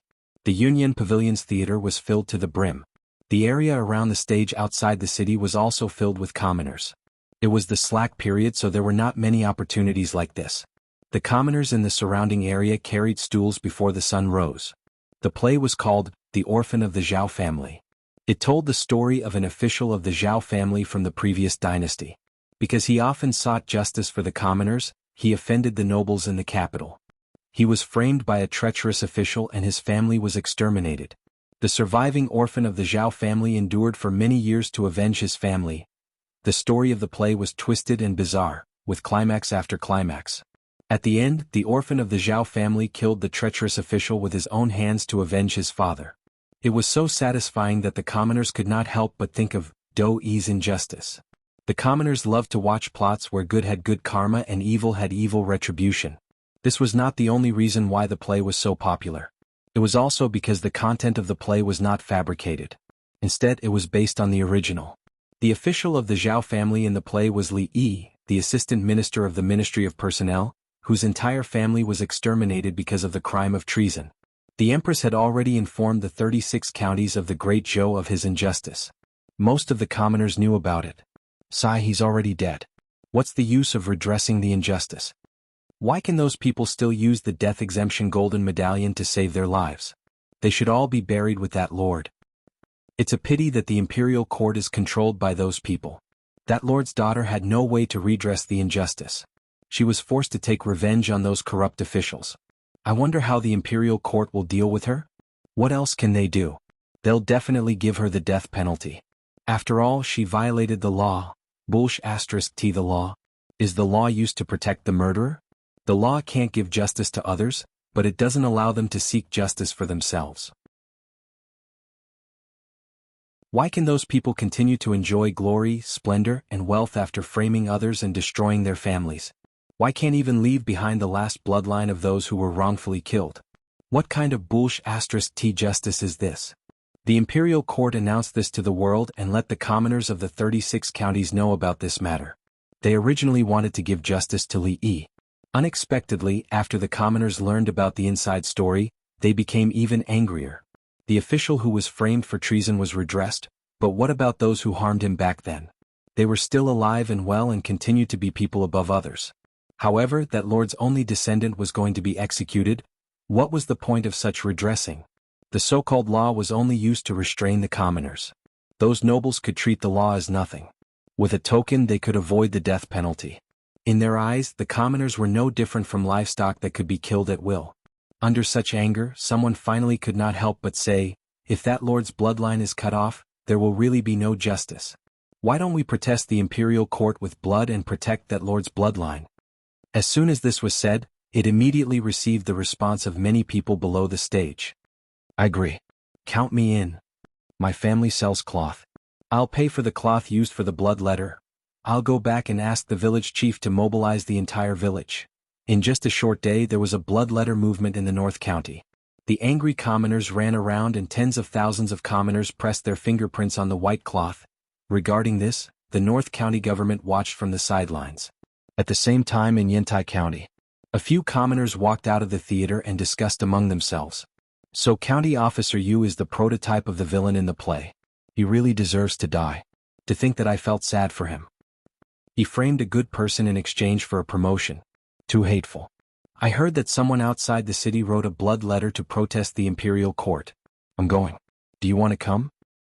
Let's go. Yushan County. So this is the reason why the two lords died.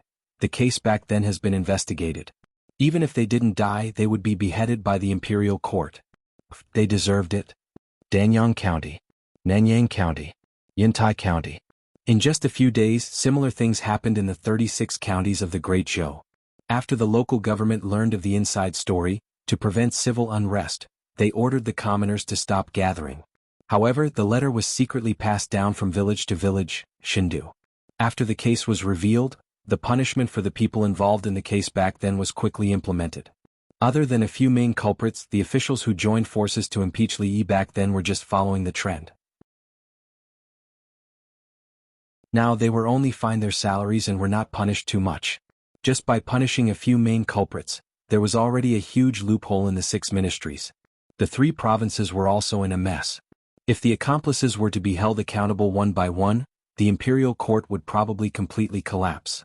The left assistant minister of the Ministry of Personnel, Chen Jian, had already been executed. As for the others, because they had the death exemption token, no one could do anything to them. In the hall of the secretariat, Li Mu opened a letter. The contents of the letter were about an official urging the imperial court to quickly deal with the assassination of the 5 officials.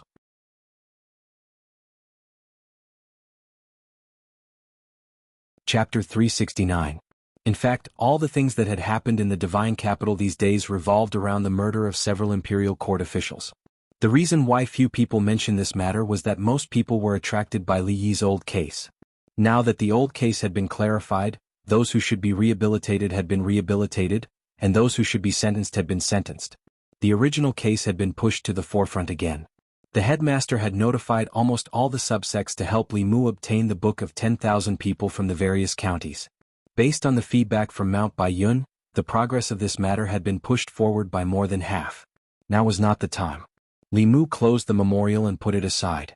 In the Commandery Prince mansion of Nanyang, Commandery Prince Nanyang looked at an official and asked, "Are you sure the memorial has been handed in? It has been 3 days. Why is there no news at all?" The official scratched his head with a puzzled look and said, "It has been handed in. I personally handed it in. Is it still going through the process?" "The Central Secretariat is going through the process. Why would it take so long?" Commandery Prince Nanyang looked at Xiao Ziyu and said, "Ziyu, you are the head of the Central Secretariat. Can't you urge him?" Xiao Ziyu shook his head and said, "Uncle, you don't know. I am in charge of the Ministry of Works. The memorials related to the Ministry of Justice are directly handed to Li Mu. After Li Mu deals with them, they will be handed to the assistant minister. If Li Mu doesn't put them in, the memorial can't be handed in at all." "Sure enough," Commandery Prince Nanyang said with a sullen face, "he and Li Yi's daughter are unclear. He will definitely cover for her. The memorial can't be handed to the Central Secretariat. It should be handed directly to His Majesty." The official nodded and said, "I will try." Chang'an Palace. Li Mu opened a memorial. It was still asking the imperial court to deal with Li Qin. Whether it was the handwriting or the content, it was exactly the same as what he saw 3 days ago. This official was rather persistent. Li Mu noted down the name of this official from the Ministry of Personnel, Wang Luan, and put the memorial aside. After calculating the time, he stood up and walked to the imperial kitchen. The empress took Xiao Bai to the imperial kitchen to admire the flowers. Before she returned, Li Mu had to prepare lunch. 3 days later. Royal Prince Mansion of Nanyang. Commandery Prince Nanyang paced around the room and asked, "Why is there still no news?" The official was also puzzled and said, "I don't know either." At this moment, a servant walked in and whispered a few words into Duke Nanyang's ear. Commandery Prince Nanyang was taken aback and asked, "Book of 10,000 people?" The servant nodded and said, "Someone from King Ping's mansion came to pass on the news. Someone is urging the people in the various counties to write a petition to plead for mercy for that woman. Commander Prince Nanyang snorted coldly and said, "So that's what he's planning. If this matter attracted the attention of the people in the 36 counties and caused them to write a petition to the people, the imperial court might really compromise. After all, the people's hearts were the foundation for the continuation of the Great Zhou. If it was only the Luoyang, it would be fine. However, if the people of the 36 counties all pleaded for mercy for that woman, even the law would have to give in. If they also had the book of 10,000 people when they were sentenced, then he would still be the Minister of Personnel now. If he couldn't get something, then no one else could." Commander Prince Nanyang's expression was cold as he said, "Although I don't know who gave him the idea, it's impossible for him to save Li Yi's daughter. How dare he hold the people's hearts hostage and make the Ministry of Personnel send the consecrated department to destroy all the book of 10,000 people." After all these years of operation, the Ministry of Personnel had been built into an iron bucket by him. The people in the Ministry of Personnel were all officials of the old party. Although he wasn't in the Ministry of Personnel, he still had absolute control over it. When the official named Wang Luan heard this, he bowed and said, "I'll make the arrangements right away." In a certain county, in front of a temporary stage built outside the city, an actor who had just finished his performance took out a roll of silk and said, "The book of 10,000 people is only a few hundred people away. Everyone, please sign your names on this and do your part to protect the bloodline of the loyal officials." After listening to the play, the people were already enraged. They were filled with righteous indignation as they pressed their fingerprints on the silk. The material used to leave their fingerprints was originally made of cinnabar. However, some people directly bit their fingertips in anger and left their fingerprints on the silk. Not long after, the people gradually dispersed. An actor looked at the densely packed fingerprints on the silk and heaved a sigh of relief. He said, "It should be enough." Just as they were about to leave, a few powerful auras suddenly approached above their heads. Several figures floated down from the sky and said coldly, "The consecrated department is handling the case. Leave the book of 10,000 people and we can let you go." 15 minutes later, the consecrated department's mouths were stuffed with rags and tied to a tree. The actors flew into the air and flew into the distance. "I didn't expect that we, the disciples of the Fulu school, would come out to perform. The person that the imperial court wants to execute is the disciple of the sect master, which is our martial uncle. In order to save martial uncle, this is something that should be done. Didn't you see that even our master has personally come? Let's not talk about it anymore. The book of 10,000 people for this county has been collected. When we return and hand it in, everyone will be able to obtain an earth-ranked Fulu. Such a good thing should be given more." After many days, Li Mu once again saw Yu Zhenzi in his home. Yu Zhenzi stepped into the courtyard and waved his hand. Many bolts of cloth floated in front of Li Mu. These bolts of cloth were covered with red fingerprints. They were clearly ordinary cloth, but they emitted powerful auras, forcing Lu Hanyan, Wanwan and Xiaobai to retreat. When the auras swept over Li Mu, they seemed to resonate with some aura on his body and gently passed through him. Yu Zhenzi said, "These are the book of 10,000 people for the 36 counties." Li Mu put away the 36 bolts of cloth and said, "Many thanks, senior sister." Yu Zhenzi said, "Senior brother sect master said that if the great Zhou court does not distinguish between good and evil, then there is no need to stay in the divine capital. It is better to return to the Fulu school as soon as possible to raise your cultivation and prepare to succeed the sect master." Li Mu smiled and said, "I believe in His Majesty." Although the great Zhou court was not worth it, within the divine capital, there was still someone like Li Mu who was worth it. In recent days, many officials in the imperial court had submitted memorials, requesting that Li Yi's daughter be severely punished. However, the memorials they submitted were like stones sinking into the sea. There was no response. During the morning court session, an official finally could not bear it anymore. An official from the Ministry of Personnel stood up and said, "Reporting to His Majesty, under the circumstances of Li Yi's case being unclear, Li Yi's daughter assassinated 5 officials of the imperial court. Such behavior is truly too vile. If she is not severely punished, it will not be enough to uphold the law and establish the prestige of the nation." As soon as he finished speaking, another person stood up. Zhang Chun looked at him and said, "Sir, your words are incorrect. How could Lord Li's daughter not know whether or not he committed treason? Those 5 people were the main culprits who framed Lord Li back then. Even death could not wipe out their crimes. If they did not die, they should be executed today." The official from the Ministry of Personnel said, "The nation has its own laws. If they are guilty, the imperial court will judge them. It is not up to her to execute them privately." Zhang Chun said mockingly, "The imperial court. Lord Li has been wronged for 14 years. Has the imperial court had any intention of overturning the case for him?" On the other hand, the officials who framed him back then were all in high positions, from 4th to 3rd rank officials. How do you expect people to trust the imperial court? The official from the Ministry of Personnel said coldly, "This is also not a reason for her to kill. If we forgive her, how can we uphold the law?" Zhang Chun retorted, "If we uphold the law, how can we uphold the will of the people?" The two of them were in a heated argument. Shangguanli walked out from behind the curtain and said, "Silence." The Empress's voice was heard from behind the curtain. "What do you think?" As soon as she finished speaking, the hall fell into a brief silence. Usually, the highest-ranking officials would be the first to speak on this topic. However, people like the head of the Secretariat and the ministers of the 6 ministries would not quarrel with others in the imperial court. Most of the time, it was the officials below them who spoke on their behalf. After a brief silence, some officials stood up one after another.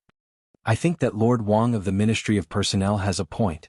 One case is another case. These two cases should not be mixed together. Lord Li Yi has been wrongly accused, but his daughter has indeed violated the law." Seeing these people step forward, many officials sighed in their hearts. Although that was the case, the imperial court still owed their family in Li Yi's case. If they still wanted to execute his daughter, then what was the point of overturning the case for him? However, because of Li Yi's overturning of the case, both the new and old parties were deeply involved. Even if they had different opinions, they did not dare to speak out. After another official seconded the motion, a figure finally walked out from the crowd. The officials in the imperial court all looked at him. These days, everything that happened in the imperial court was caused by Li Mu alone. This time he was probably one of the people who wanted to protect Li Yi's daughter. Li Mu walked to the front of the hall and did not express his opinion. He only said calmly, "I would like your majesty and all the officials to see something first." With a wave of his hand, a pile of things suddenly appeared in the crepe myrtle hall. There were a total of 36 pieces of what looked like cloth and silk. They slowly flew into the air, then connected together and slowly unfolded. A shocking scene appeared in everyone's eyes.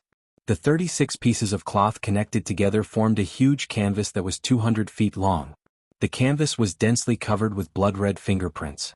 As the canvas unfolded, an extremely powerful aura suddenly spread out. Under the impact of this aura, the officials in the hall could not help but retreat. Some even fell on their buttocks. Only a small number of people were able to remain standing under the impact of this aura. Behind Li Mu, several officials who had just stood up and suggested that Li Qing be severely punished retreated more than 10 steps. One of them even directly withdrew from the crepe myrtle hall.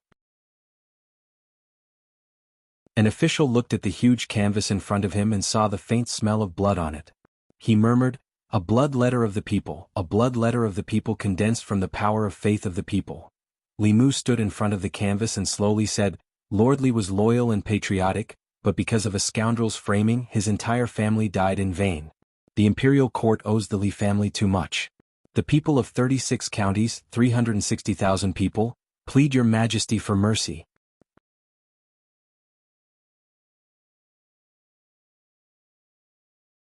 Chapter 370.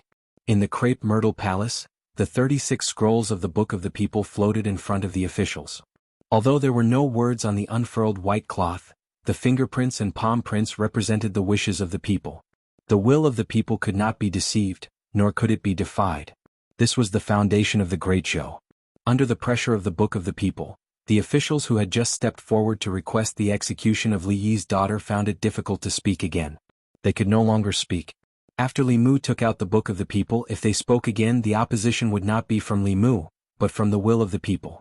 For the imperial court, in the face of the will of the people, there was nothing that could not be compromised, including them. The noisy imperial court suddenly quieted down. After a long period of silence, a figure slowly stepped forward. Zhang Chun bowed and said loudly, "Your Majesty, please have mercy." His voice echoed in the crepe myrtle palace. Soon, another official took a deep breath and slowly stepped forward. He bowed and said, "Your Majesty, please have mercy. Your Majesty, please have mercy. Your Majesty, please have mercy. Your Majesty, please have mercy." One figure, two figures, three figures. In the hall filled with the will of the people, more and more officials stepped forward. Finally, at the front of the crowd, the head of the Secretariat held up his ceremonial tablet and said, The will of the people cannot be defied. The former assistant minister of the Ministry of Personnel, Li Yi, suffered 14 years of injustice. The people pity him. This is Li Yi's death and also the imperial court's death. I implore your majesty to comply with the will of the people and show mercy. The two attendants also sighed softly and stood out. Although Li Yi's daughter violated the law, but considering that her family was framed by treacherous officials and suffered great injustice, and the people she killed were all guilty officials, I implore your majesty to show mercy. The will of the people cannot be defied. Your majesty, please have mercy. The head of the secretariat and the attendants all pleaded. Finally, even the head of the officials stepped forward and said slowly, the will of the people is the most important. I implore your majesty to comply with the will of the people and pardon Lord Li's daughter. Behind the curtain, the empress's voice was majestic. Since this is the will of the people of the 36 counties, and the ministers have pleaded for her, I can't be stubborn. After the court, the secretariat will immediately draft a pardon. Imperial Ancestral Temple. Li Mu walked into the deepest part of the prison and said, "Open the door." The prison guard behind him immediately took out the key he had prepared and opened the cell door. Li Mu walked into the cell, reached out his hand to Li Qing and said, "Let's go home." Outside the imperial city, a large crowd had gathered on the wide street. Countless gazes were focused in the direction of the palace gate. Until two figures walked out of the palace. It's young Lord Li. The woman beside him is Lord Li Yi's daughter. Has the court finally pardoned her? Lord Li Yi has a descendant. Seeing the two of them walk out side by side, the commoners spoke excitedly. Li Mu and Li Qing walked out of the palace and back to the Li residence. The people of Chengdu followed them all the way. Standing in front of the Li mansion, Li Qing raised her head and looked at the plaque with the words, Li Mansion written on it. It stood there for a long time. Creak. The door of the Li mansion slowly opened from the inside. Lu Hanyin walked out and looked at Li Qing. She smiled and said, "Welcome home." In the crepe myrtle palace, when Li Mu took out the book of 10,000 people from the 36 counties, some people had already lost. Once the book of 10,000 people, which represented the will of the people, the court officials, whether they were willing or not, only had one choice. In the end, under the lead of a few officials from the 3 provinces, all the court officials pleaded for mercy. In addition to the push of the people's will, the empress could only reluctantly comply with them and pardon Li Qing. In the Li mansion, Li Mu sat cross-legged on the bed. The telekinesis in his body was almost full. When he walked out of the palace with Li Qing, the entire street was covered by telekinesis. He had just taken out the spiritual jade from the flask space. In just a moment, the spiritual energy in the spiritual jade would be completely absorbed. Even the speed at which he took out the spiritual jade could not keep up with the speed of absorption. At this moment, in the North Court, with the Li Mansion as the center, a huge spiritual energy whirlpool had formed. The spiritual qi in the air of the entire divine capital was gathering towards the Li residence in the northern garden. In the divine capital, some of the more powerful cultivators had already noticed the abnormality. Especially those who lived in the North Court, they could clearly feel that the spiritual energy in the surroundings was becoming more and more abundant. However, when they tried to absorb it, they realized that they could not absorb any spiritual energy at all. The huge spiritual energy whirlpool in the North Court was violently absorbing all the spiritual energy in the surroundings. Someone is breaking through. What exactly is this person's cultivation? How could he cause such a huge commotion?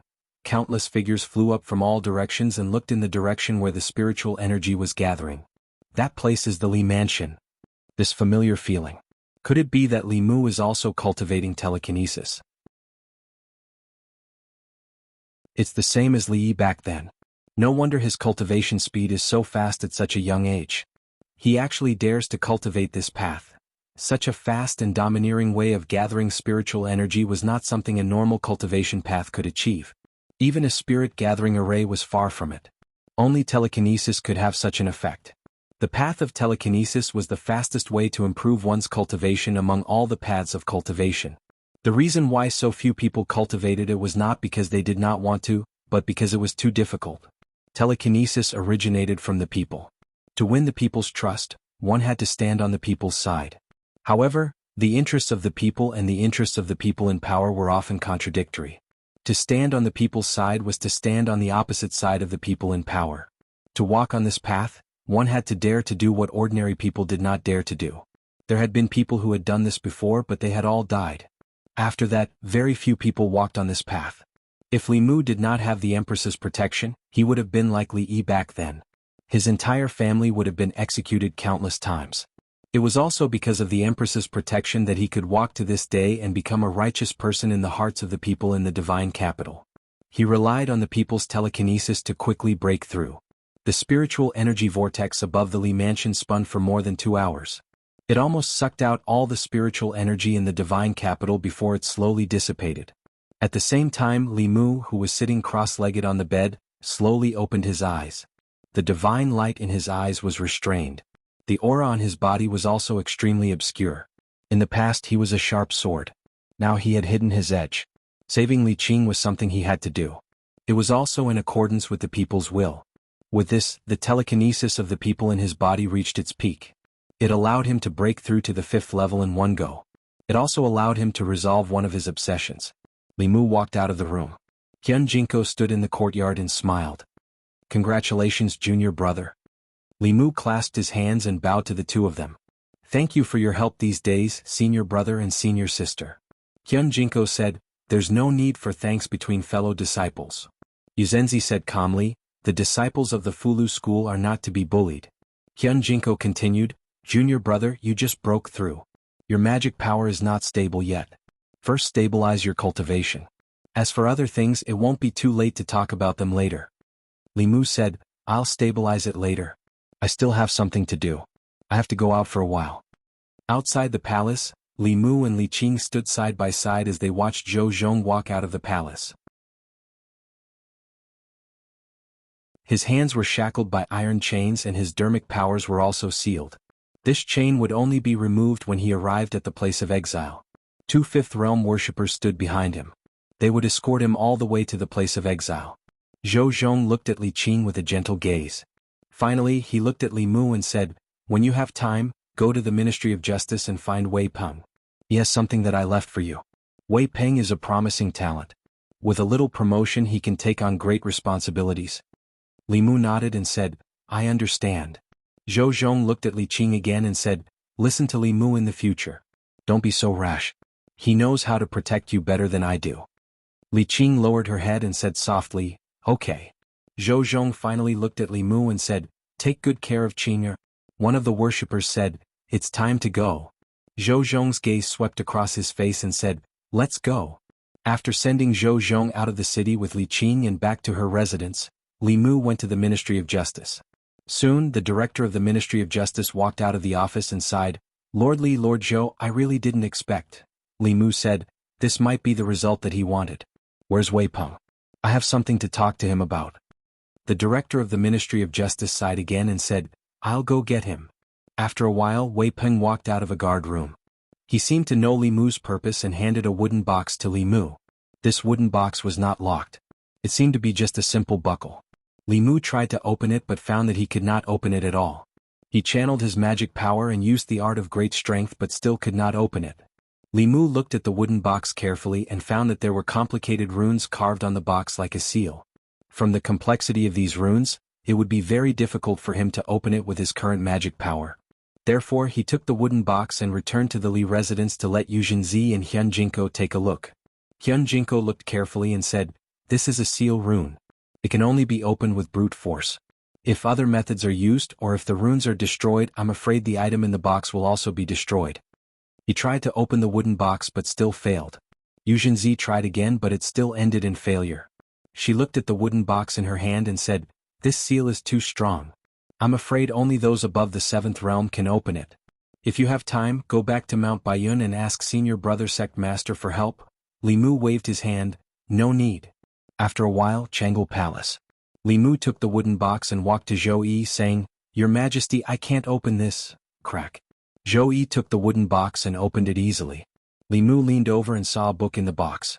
He took out the book, flipped through a few pages and slowly closed it.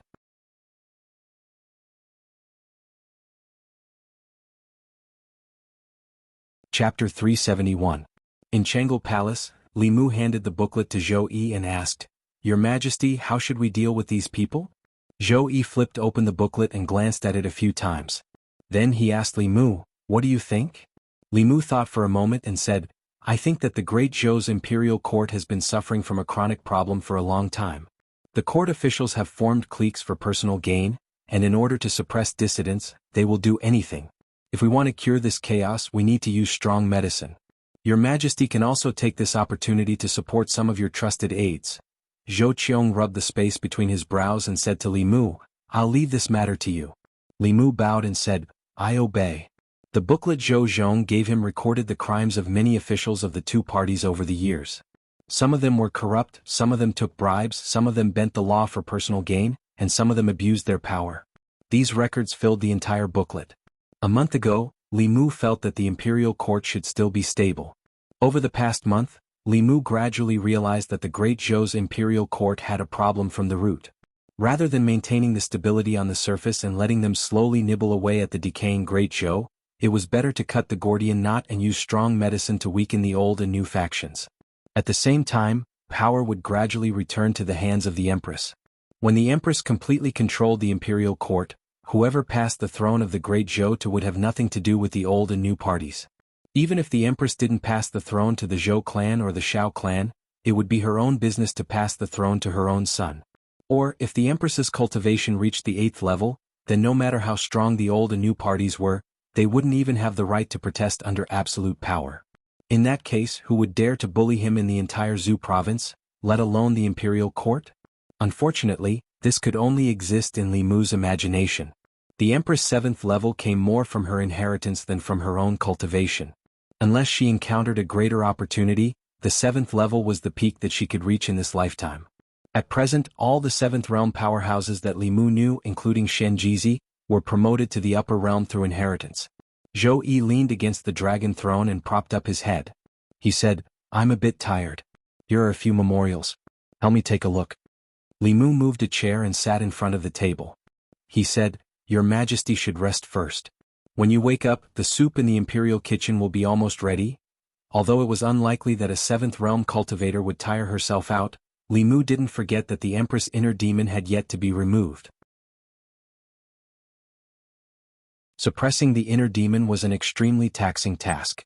The exhaustion of mental energy was no less than fighting a battle with an expert of the same level. With Li Mu here, she didn't have to worry about court matters. Zhou Yi leaned against the dragon throne and closed her eyes to recover her mind. Suddenly, a cloud of fog appeared in front of her. When the fog dissipated, she was no longer in Jianghu Palace, but in the imperial garden. Zhou Yi quickly realized that this was a dream. As a 7th realm cultivator, she could control her body and consciousness. However, dreams didn't seem to have much to do with a person's consciousness. Instead, it was dominated by another consciousness. She wanted to withdraw her consciousness from the dream, but she heard a sound coming from the depths of the imperial garden. This made her change her mind. She was also interested in the contents of the subconscious fantasy.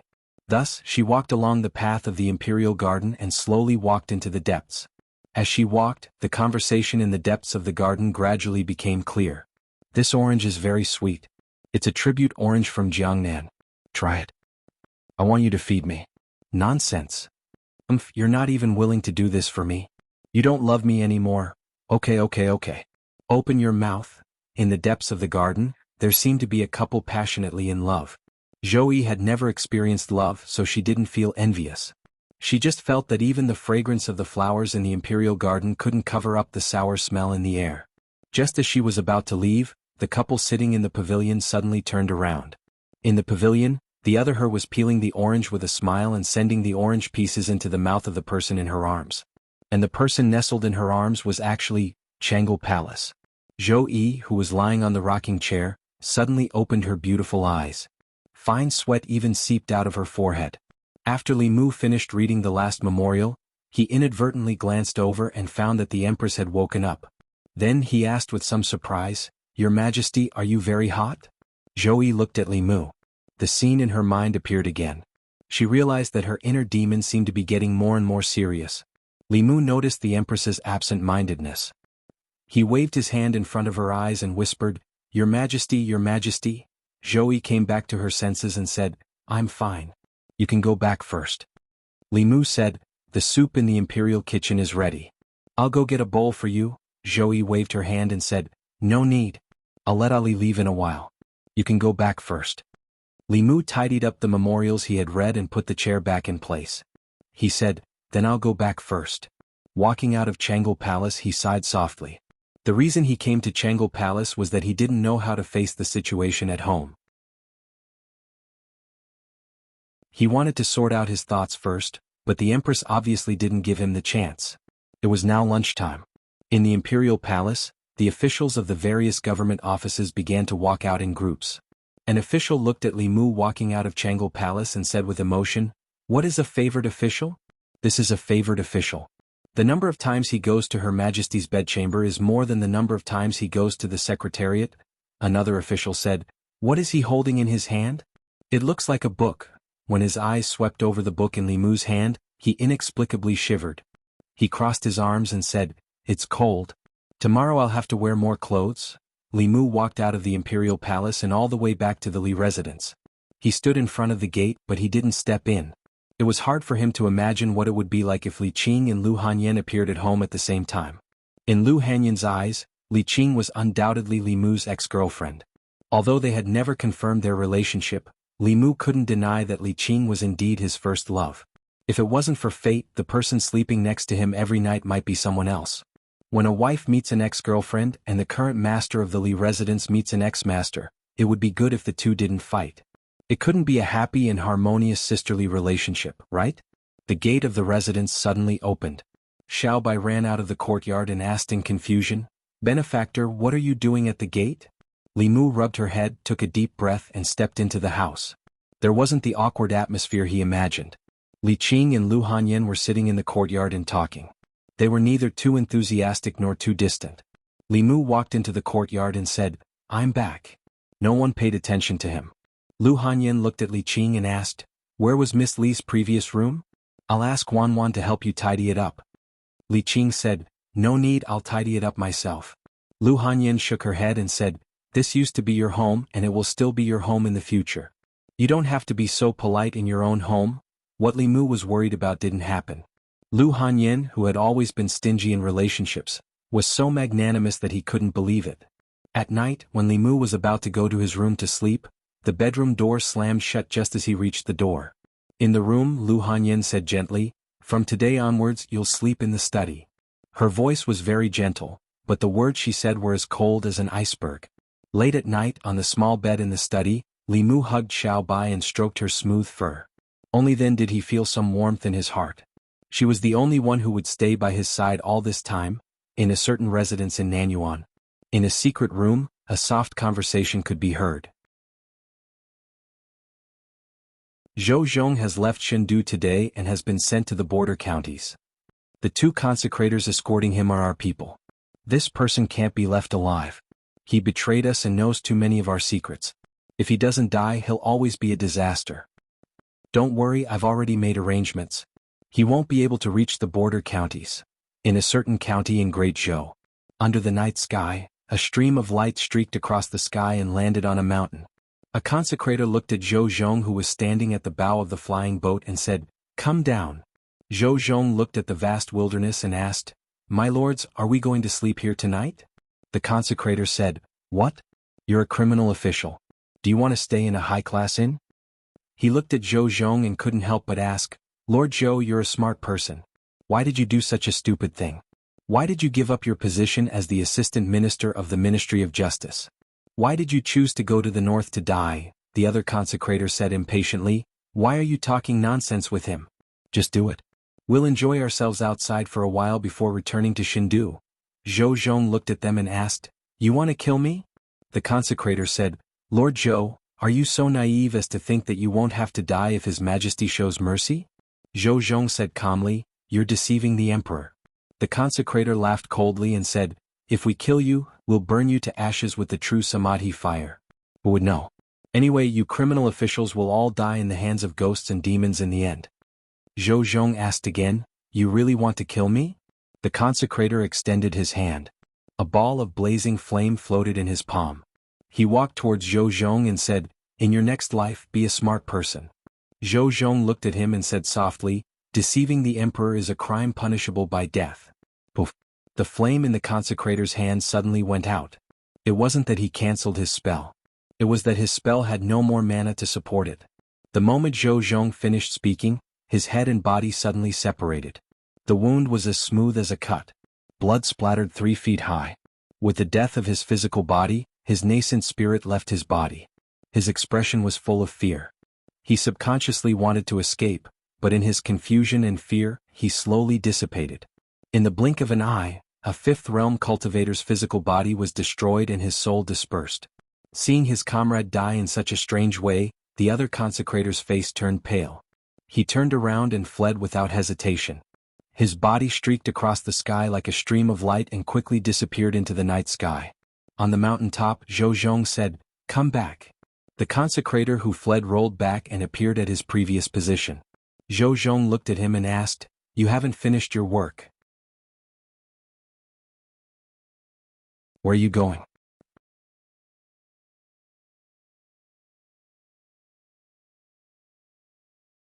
Chapter 372.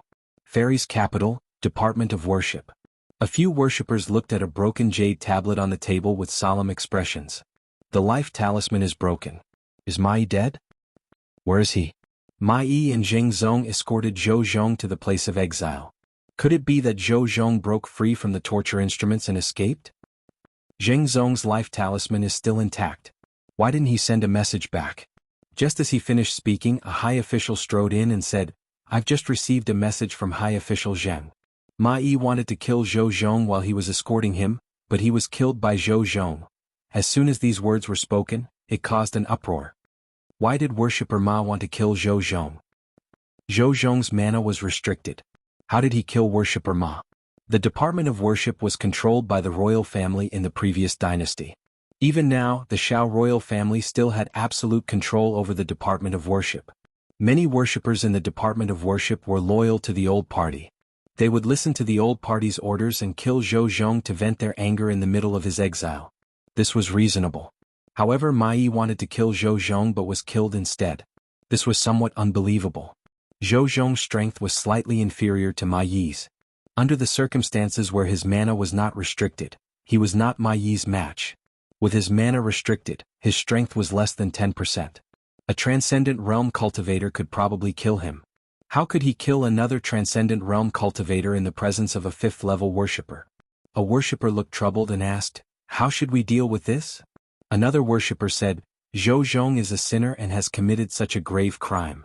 If he is not killed, justice will not be served." Everyone looked at him and did not agree. Mai tried to kill Zhou Zhong while escorting him to exile.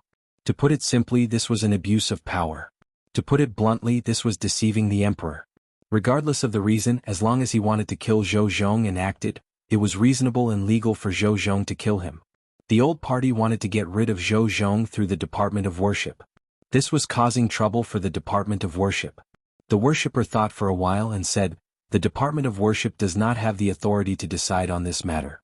Let's report it to the imperial court first." Today, when Li Mu was helping the empress deal with the reports, he learned that the worshipper escorting Zhou Zhong wanted to kill Zhou Zhong during his exile and was killed by Zhou Zhong instead. Although he knew that Zhou Zhong was stronger than him, he was still able to kill a 5th level expert with his mana restricted. This was something only a transcendent realm cultivator. However, no matter how powerful Zhou Zhong was, he would not be at the 6th realm. Li Mu was certain of this. In Li Mu's mind, Zhou Zhong's of cultivation was a mystery. Of Zhou's is also of Lord. If he had not secretly helped Mrs. Chu that time, Li Mu might have thought that he was just an ordinary cultivator in the Fate realm. According to the news sent back by the surviving consecrator, Zhou Zhong only said one sentence: "Deceiving the monarch according to the law should be executed." That consecrator Ma's body and head were separated from his body, and then his soul dispersed. This made Li Mu think of an unpopular cultivation school. Before the rise of Buddhism, there were all sorts of cultivation schools. There was the school of medicine, the school of military, the school of music, the school of legalism, and so on. These schools all had their own specialties. Later, when Buddhism prospered and gradually became the mainstream of cultivation, these smaller schools slowly became extinct. Of these schools, Li Mu had the deepest impression of the school of legalism. The cultivators of legalism did not cultivate abilities or Taoist techniques. Once they reached the peak of their cultivation, their words became law. Taoist techniques and abilities were useless before them. Even though this ability was not limitless, it still made Li Mu very envious. However, this was now the world of Buddhism. The cultivation methods of the school of legalism had long been extinct. Occasionally, a successor of the school of legalism would appear, but they were like a flash in the pan, quickly disappearing. From Zhou Zhong's actions and his identity, it was extremely likely that he cultivated the school of legalism. Throughout history, the successors of legalism would actively enter the court and push for legal reform. Perhaps their cultivation had something to do with this. The school of legalism did not cultivate dharmic powers. Their attacks were more like Taoist techniques. If Zhou Zhong cultivated both Taoist techniques and Taoist techniques, then his true strength might be extremely close to the sixth realm. If a fifth realm transcendent wanted to touch him, he would undoubtedly have kicked an iron plate. Through this incident, another problem was exposed. The Department of Worship was no longer the Department of Worship of Great Zhou, but the Department of Worship of the Old Party. The prefectures of Great Zhou had a high degree of autonomy. The Department of Worship's function was equivalent to the Great Zhou FBI. It specialized in dealing with matters that could not be dealt with locally. If it was controlled by someone, there would be very serious consequences. Xiao Yu's incident was one of them. Zhou Zhong's incident also explained the problem. Since they had decided to do something big, they might as well start with the Department of Worship. However, before that, there was an even more important matter that the Secretariat had to deal with immediately. After overturning the case for Li Qing's father, 2 ministers and 2 assistant ministers of the 6 ministries were removed from their positions. All of a sudden, there were 4 empty positions for officials above the 4th rank. The Ministry of Personnel was also without a leader. Without officials to replace them, the Yamen would not be able to continue operating.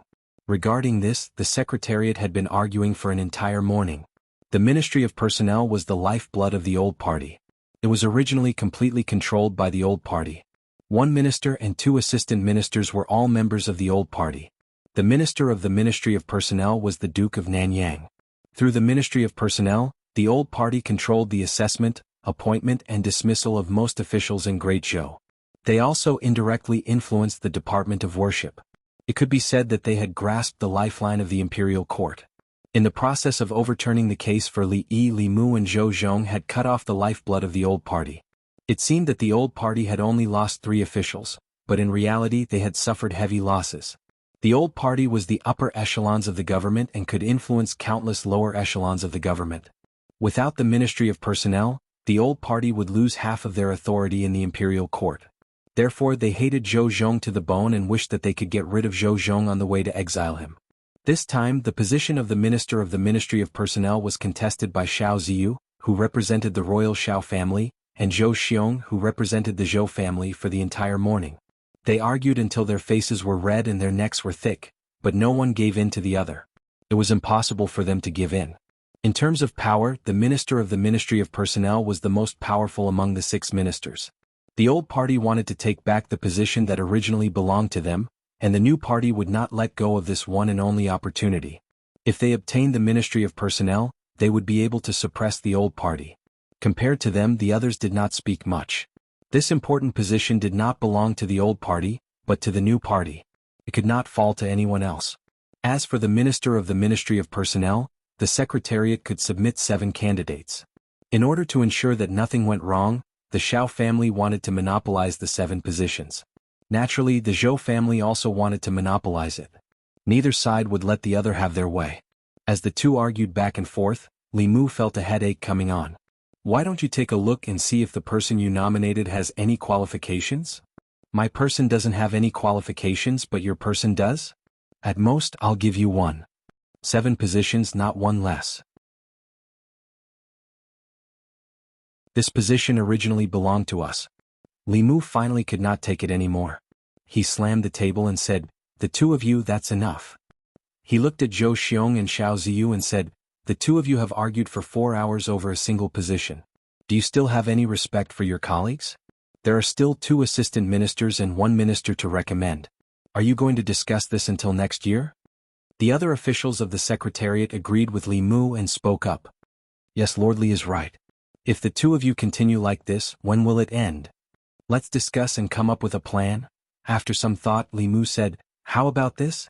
Of the 7 positions, each of you can have 3. The last position can be left empty or someone else can be chosen. No. I don't agree. The two of them refused without hesitation. Whether it was the new party or the old party, they were both determined to obtain the position of Minister of Personnel. They did not want to give up even one position, much less three. What right do you have to disagree? Li Mu's face darkened as he said, as officials of the Secretariat, are you more handsome than the other officials or have a higher cultivation? Why should the two of you decide on 7 positions? By allowing the two of you to discuss this, we are giving you face. If you don't want it, then we won't give it to you. For these 7 positions, the 6 officials of the Secretariat will each recommend one person, and the last one will be decided by Assistant Minister Lu. Are the two of you satisfied? Zhou Xiong and Xiao Ziyu were speechless. The other 3 officials of the Secretariat felt extremely satisfied. Li Mu's words had spoken out what they had been thinking for many years. There were 6 Imperial Secretariat officials in the Central Secretariat. Everyone had the same rank and status. Due to the influence of the old and new factions, they usually gave these 2 people more power to speak. If they continued to push their luck, then they would be asking for more face. Which of the officials of the Secretariat did not come from an illustrious clan? They were not inferior to the Shao clan or the Zhou clan. For thousands of years, the dynasties of this land had, at some point in time, shared the same surname as them. Who did not have some pride in their hearts? Not long after Li Mu's voice fell, Wang Shi of the Secretariat said, I agree with what Sir Li said. Zhang Huili continuing to argue like this is not a solution. If the two of you do not agree with Lord Li's initial proposal, then we will each nominate one person. Wouldn't this be fairer? Song Liangyu looked at the two and asked, Lord Xiao, Lord Zhou, what do you think? Xiao Ziyu and Zhou Xiong thought quickly. The second situation was naturally the one they did not want to see the most. If each of them could only nominate one person, then there was not even a 20% chance. If each of them nominated 3 people, then the chance was close to 50%. They were clear about this. The two of them looked at each other and said at the same time, then let's follow Lord Li's initial proposal. The two of them each wrote 3 names on the paper. Xiao Ziyu asked, the nomination of the last person. That is none of your business. Li Mu waved his hand and said, out of the 7 spots, the 2 of you have taken up 6. The 5 of us do not even have a chance to nominate one person? Zhou Xiong and Xiao Ziyu did not speak. The last person to nominate was just to make up the numbers. As long as it was not someone from the opposing faction, they had no objections. Zhou Xiong was still worried and added, the position of Minister of Personnel is very important. Zhang Chun does not have enough experience. If Lord Li wants to nominate him, I'm afraid it is against the rules. Do you think that I am like the two of you who only know how to suppress dissidents and appoint people based on favoritism?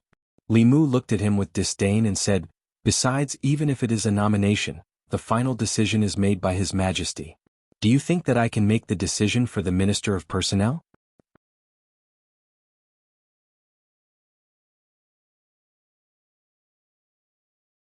Chapter 373. The position of Minister of Official Personnel Affairs was extremely important. Even if Li Mu was a favored official, the Empress would not let him make the decision. However, Xiao Ziyu was still worried. He asked, if I may ask, who would you like to nominate? Li Mu actually wanted to nominate Zhang Chun. After all, he owed old Zhang a lot of favors. If he became Minister of Official Personnel Affairs, he would have the right to apply for a 5-sectioned house from the imperial court. He would have servants and maids. However, the Minister of Official Personnel Affairs was a 3rd-rank official. He was now a 5th-rank official. No matter how he skipped a rank, he could not let the Shindu medallion directly promote him to Minister of Official Personnel Affairs. If it was not Zhang Chun, it did not matter who else was. Li Mu thought for a while and said, Lu Qing, the Assistant Minister of Rights. It was sad to say that after being in the imperial court for so long, others had formed cliques and cliques, but he did not even have anyone to do so. In fact, when it came to nominating for the position of Minister of Official Personnel Affairs, he could only think of Lu Qing, the Assistant Minister of Rights. Xiao Ziyu looked at Li Mu in surprise and said, the Assistant Minister of Rights has just been promoted. Isn't it too frequent to promote him to Minister of Official Personnel Affairs in such a short period of time? Li Mu looked at him and said, why don't we give this opportunity to Lord Xiao? Before Xiao Ziyu could answer, Zhou Xiong immediately said, Lu Qing is Lu Qing then. He's currently at rank 4. It's fine as long as he has the qualifications to be nominated for rank 3. You're meddling too much, aren't you? Lu Qing had just been promoted to assistant minister of the Ministry of Rights not long ago. In principle, it was impossible for him to be promoted to minister of the Ministry of Personnel in the near future. In this way, the uncertainty of the last position could be eliminated. Wasn't nominating Lu Qing much better than Li Muzhen nominating a capable and experienced official? Although Zhou Xiong did not like Li Mu, he would not blindly oppose him at a time like this. Li Mu looked at the other three officials of the Secretariat and asked, "I am just randomly nominating someone. Do the other three have any thoughts?" The other three secretaries shook their heads in unison. Wang Shi said, "Let's listen to Sir Li." Both the new and old parties were determined to win the position of Minister of Personnel. It was useless for them to nominate him. Li Mu and Lu Qing were neither relatives nor friends. Nominating him was just to make up the numbers. Since it was just to make up the numbers, it didn't matter who made up the numbers. Under Li Mu's forceful intervention, Zhou Xiong and Xiao Ziyu made a compromise, and the candidate for the Minister of Personnel was finally decided. Zhang Huili said, "Next it's the two assistant ministers' turn." Xiao Ziyu quickly added, "It's best if the position of assistant minister of the Ministry of Personnel is taken up by an official familiar with the Ministry of Personnel's affairs. It's more than suitable for the position to be replaced by two ministers of the Ministry of Personnel. There's nothing else to discuss." The other three officials from the Secretariat still did not express any opinions. In the past few years, the old party had already built the Ministry of Personnel into an iron bucket that was impenetrable. The two directors of the Ministry of Personnel were also officials from the old party through and through. They would not easily let others interfere. Li Mu looked at Xiao Ziyu and said indifferently, "In my opinion, we should ask His Majesty to reduce the number of officials in the Secretariat." Xiao Ziyu did not know why Li Mu suddenly brought up this matter. He asked, "Why?" Li Mu said, "Because Lord Xiao alone is enough for the Secretariat. You alone can make the decision for the important matters that require 6 Secretariat secretaries to discuss. The few of us are paid by the Imperial Court, but we don't do anything for the court. We really feel guilty." Xiao Ziyu's face turned red. Li Mu was blatantly saying that he acted arbitrarily. Zhou Xiong was somewhat gloating. He said, "Lord Xiao is too domineering. Why don't you just decide on His Majesty's behalf who will take these 2 positions?" Xiao Ziyu's face darkened. "Then what do you think we should do?" Zhou Xiong said, "It's very simple. The 6 of us will each nominate one person. The last person will be decided by Assistant Minister Lu or Lord Head of the Secretariat.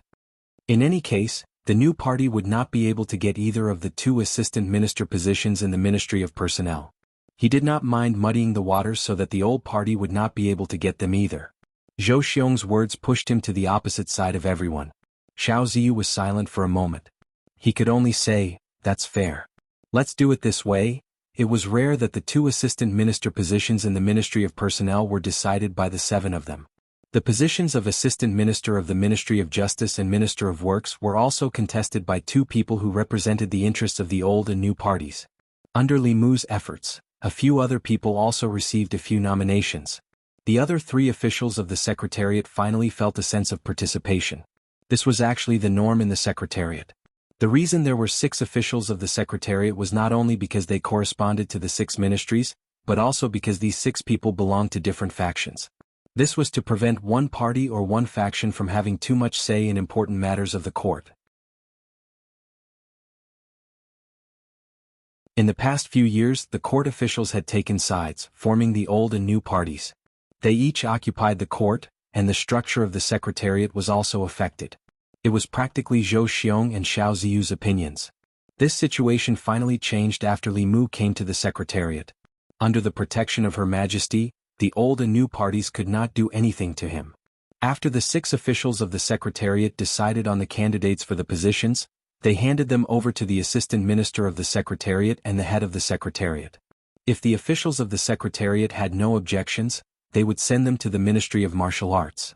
After the Ministry of Martial Arts verified the candidates, they would hand them over to the Empress to decide on the final candidates. Among them, there were restrictions on the monarch's authority and also restrictions on the monarch's authority. For officials of this level, even the Empress could only choose from the people appointed by the Secretariat. The Secretariat only had the right to recommend but not the right to decide. Of course, the past emperors all had their own trusted aides in the Secretariat. This way many things were still decided by the monarch. Li Mu tidied up the memorials and sent them to Jianghu Palace. He placed them on the table in front of Zhou Yi and said, "Your Majesty, these are the candidates for the Minister of Personnel, the Assistant Minister of the Ministry of Justice and the Minister of Works. The Secretariat has already chosen them. Please take a look." Zhou Yi flipped through the memorials on the top, picked up the red brush and asked, "Who do you think is qualified for the position of Minister of Personnel?" Li Mu said, "This is a matter of great importance. Your subject does not dare to speak carelessly." Zhou Yi thought for a moment and was about to circle a name when Li Mu coughed softly. Zhou Yi paused. The tip of the brush brushed past that name and stopped above another name. Li Mu coughed again. The tip of the brush continued to slide down. Cough, cough, cough. After several coughs, when the tip of Zhou Yi's brush stopped at the last name, Li Mu finally stopped coughing. Zhou Yi circled the two words Lu Qing. Li Mu smiled and said, "Your Majesty is wise. Although Lu Qing's qualifications are somewhat lacking, he does not form cliques and does not pursue personal interests. This can prevent one clique from controlling the court through the Ministry of Personnel and causing chaos in the court." After Zhou Yi circled Lu Qing's name, he handed the brush to Li Mu and said, "You can choose the rest." Li Mu took a step back and said, "Your Majesty, you cannot do this. If others know, they will think that your subject is taking advantage of your favor and interfering in the government. Your Majesty should choose." Zhou Yi glanced at him and said, "You are one of my people. Your thoughts are my thoughts. Tell me what you think." Li Mu no longer hid anything. He walked to her side and said, "Your subject knows that your Majesty does not want to be emperor and does not want to be trapped in the imperial palace.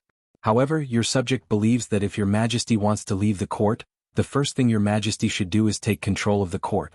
For these important positions, your Majesty should consider placing officials loyal to your Majesty and not officials from the old or new cliques." Zhou Yi said lightly, "Right now, I feel that there is nothing bad about being emperor." Li Mu lowered his head and glanced at her. Right now, she felt that being emperor was not bad because he had helped her do the things that an emperor should do. He had also helped her worry about the things that an emperor should worry about. Apart from showing her face at the morning court every 3 days, had she ever fulfilled any of the duties an emperor should have? Li Mu dared to complain about this in his heart. If he said it out loud, the empress might come to find him in his dreams tonight. Li Mu cleared his throat and said, "As for these candidates, I can give your Majesty some suggestions. The Minister of Personnel is Lu Qing. As for the 2 assistant ministers, one can be given to the Wang family. As for the other, I recommend Zhang Chun. Sir Zhang has always kept himself clean and has never been associated with the old or new cliques. As long as your Majesty gives him a house with 5 courtyards and a few maids, he will work for your Majesty. As for the Assistant Minister of Justice, I recommend the former Minister of Justice, Yang Lin. Although he seems to be from the old clique, there is still room to rope him in. Letting him be the Assistant Minister of Justice can also appease the old clique and lessen their unbalanced mentality of losing the Ministry of Personnel. Finally, the Minister of Works. Although this position is not as important as the Minister of Personnel, it is best to have it in the hands of one of our own. For this position, I recommend the North County Governor, Chen Jingyuan. After Zhou Zhong's matter, the 6 important positions were empty. This affected the hearts of countless people in the imperial court. To quickly calm the hearts of the people, the Secretariat immediately recommended a batch of officials to become the candidates for those important positions. Amongst them, who the 3 officials of the Ministry of Personnel would end up in was something that both the old and new cliques cared about. The final result would affect which party would control the Ministry of Personnel in the future and influence the imperial court to the greatest extent. The Secretariat did not have to wait for long before the Jianghu Palace had a result. The current Assistant Minister of Rights, Lu Qing, was moved to the Minister of Personnel. Zhang Chun, Imperial Clan Temple Governor, was moved to the left Assistant Minister of Personnel. At the same time, he held the positions of Imperial Clan Temple Governor and Imperial Clan Temple Governor. Wang Xing was moved to the Ministry of Personnel as the right Assistant Minister.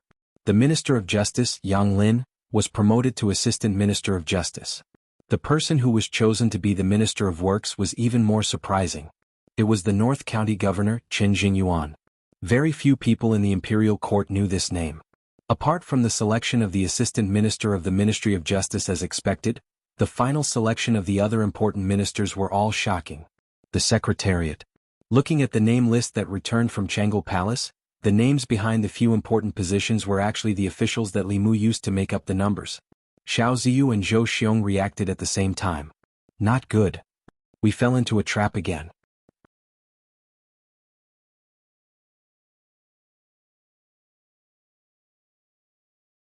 Chapter 374.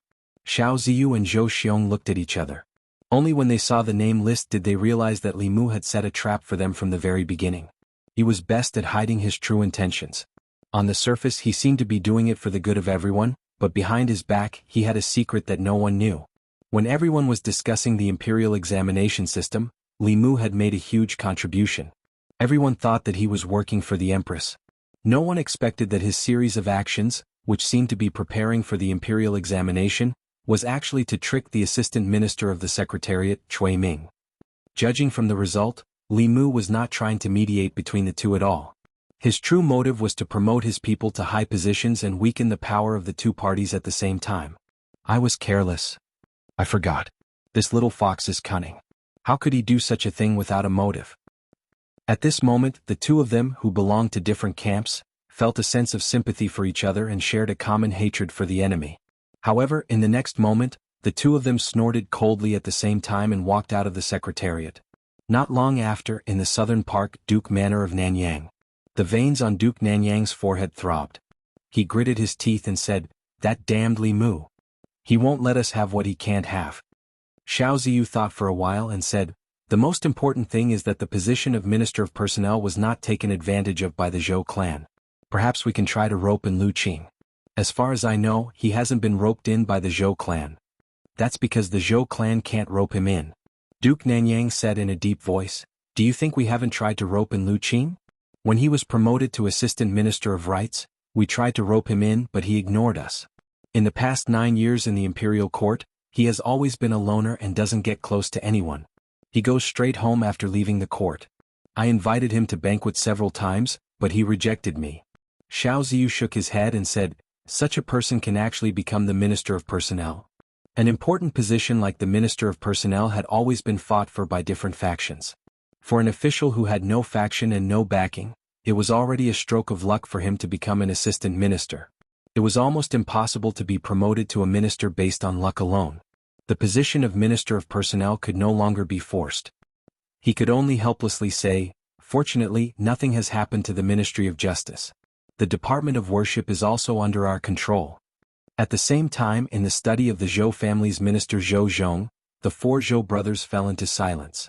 The Zhou family didn't suffer too many losses this time.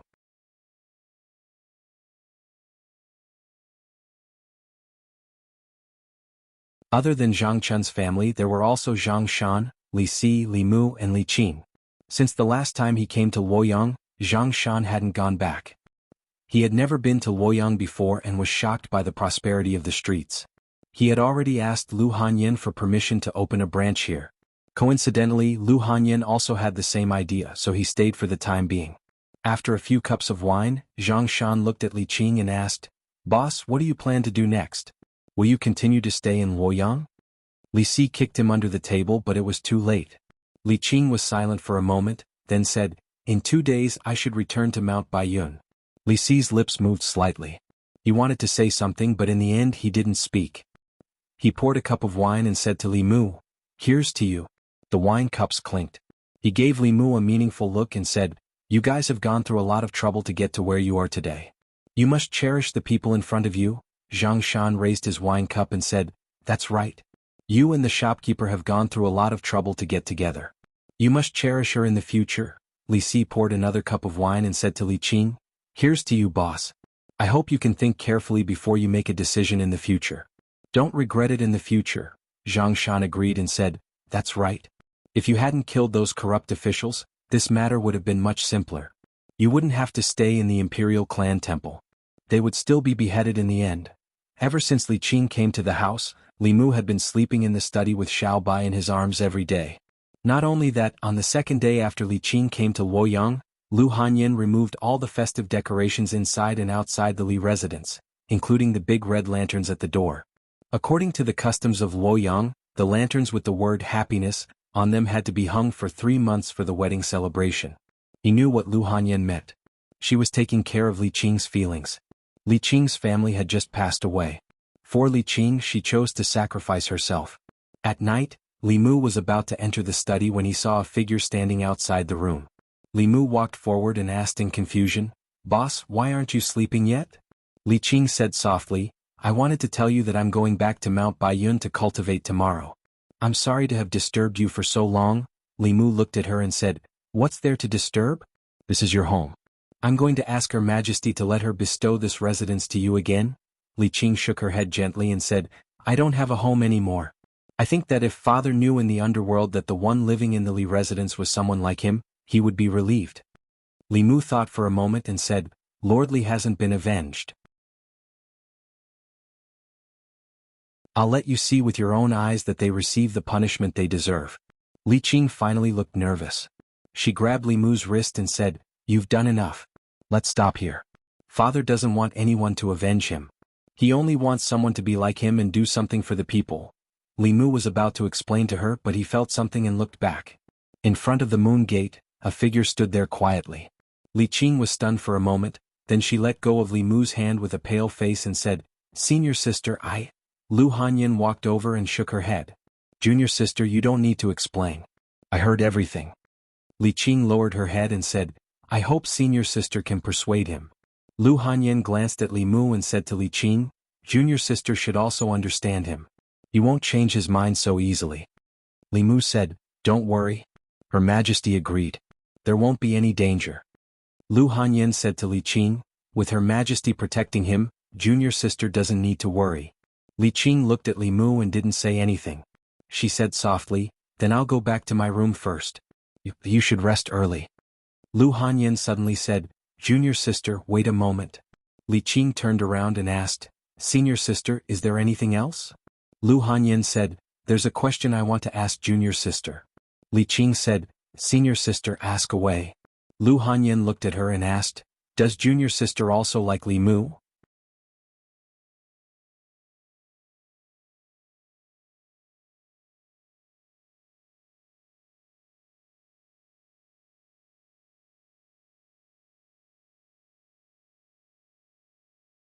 It doesn't matter if she has one more.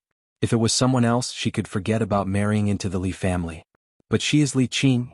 She buried her head in Li Mu's chest and said, "Let me tell you, I have already married Li Qing for you.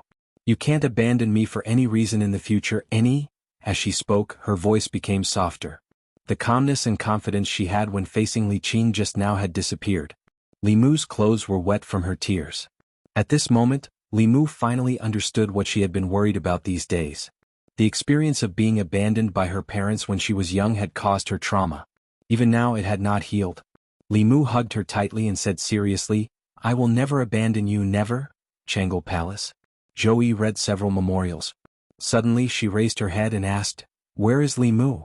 Didn't he go to the minister's department today? I didn't see him in the morning court." Mr. Mei said, "I really didn't see him today." Zhou thought for a while and put down her brush. She said, "He didn't go to court for no reason. I want to see what he is doing." She flicked her finger and a picture appeared in front of her. In the picture it seemed to be a street in Chengdu. The street was full of people. There was a beautiful woman on each side of Li Mu. He was holding the woman on the left and the woman on the right. Mr. Mei looked at the picture in front of him and said in surprise, "Isn't that woman Li Yi's daughter?" "He and Li Mu," Zhou snorted and said, "I knew it. Their relationship is not that simple. He goes to Zongjing Temple every day more frequently than he comes to Jianghu Palace. He didn't want the palace maids I gave him before. I thought he didn't like women. Now it seems that all men in the world are the same," Mr. Mei said awkwardly. "He is so outstanding. Naturally there are more people who like him. It's understandable that both parties are willing." Zhou waved her hand to disperse the picture. She was a little annoyed. Li Mu had another wife. This meant that he would come to Jianghu Palace less often. It was only the first day and he didn't even go to court. On the streets of Chengdu the people looked at the three figures in front of them and whispered, "Isn't that Li Yi? Who is he with?" The one on Li Yi's left is Madame Li. The one on the right seems to be Li Yi's daughter. Why is Li Yi holding her hand? Is there a need to ask? Li Yi overturned the case for Li Yi and saved Miss Li from prison. She was touched and wanted to marry him. It's normal. This is also a good story. It can be written into a play. They are a perfect match. No wonder Li Yi said he wouldn't let Li Yi have no descendants. So this is what he meant. Now Li Yi really has a descendant.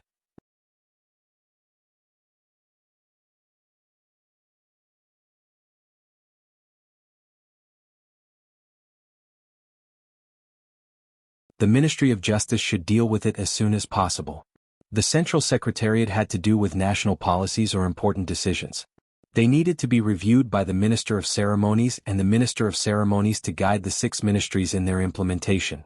For such small matters, the Central Secretariat officials had the power to directly order the Ministry of Justice. Yang Lin took the document.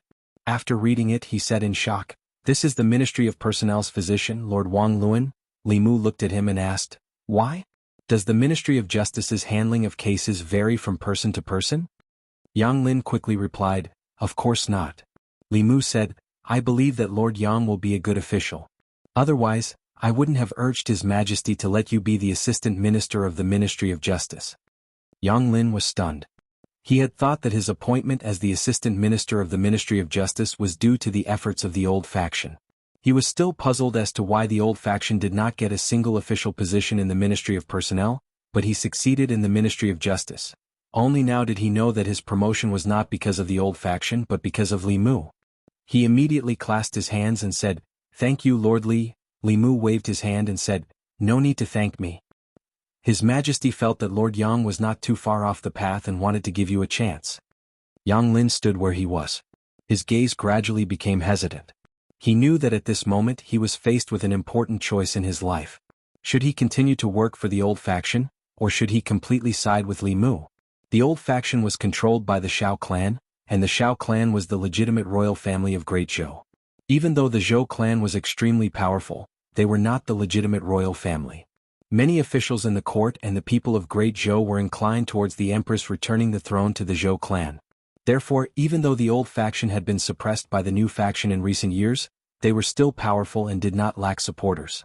He worked for the old faction because he believed that the Shao clan would regain power sooner or later. However, what reason did he have to work for Li Mu? His Majesty could not pass the throne to Li Mu or Li Mu's children. Yang Lin did not dare to make a rash decision when it concerned his future and even his life. He looked at Li Mu and probed, "Lord Li, may I ask if His Majesty intends to pass the throne to the Zhou clan in the future?" Li Mu glanced at him and asked, "Is this something that you and I, as subjects, can discuss?" Yang Lin looked troubled. Li Mu knew what he was worried about. He said, "Are you afraid that the Shao clan will come after you if His Majesty passes the throne to the Shao clan?" Yang Lin said, "Lord Li, I have elders and children to take care of."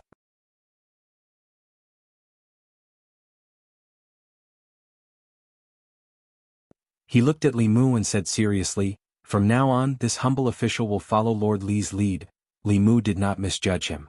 The person he supported did not disappoint him.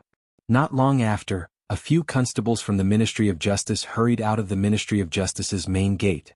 They came to a certain entertainment market and grabbed a certain noble from a brothel. "Which yamen are you from? How dare you arrest me? Do you know who I am? Do you know who my father is?" "The Ministry of Justice. The current Assistant Minister of Justice is my father's friend. Let me go. Once you get to the Ministry of Justice you will suffer."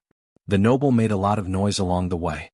The constables from the Ministry of Justice could not take it anymore and used a rag to gag his mouth.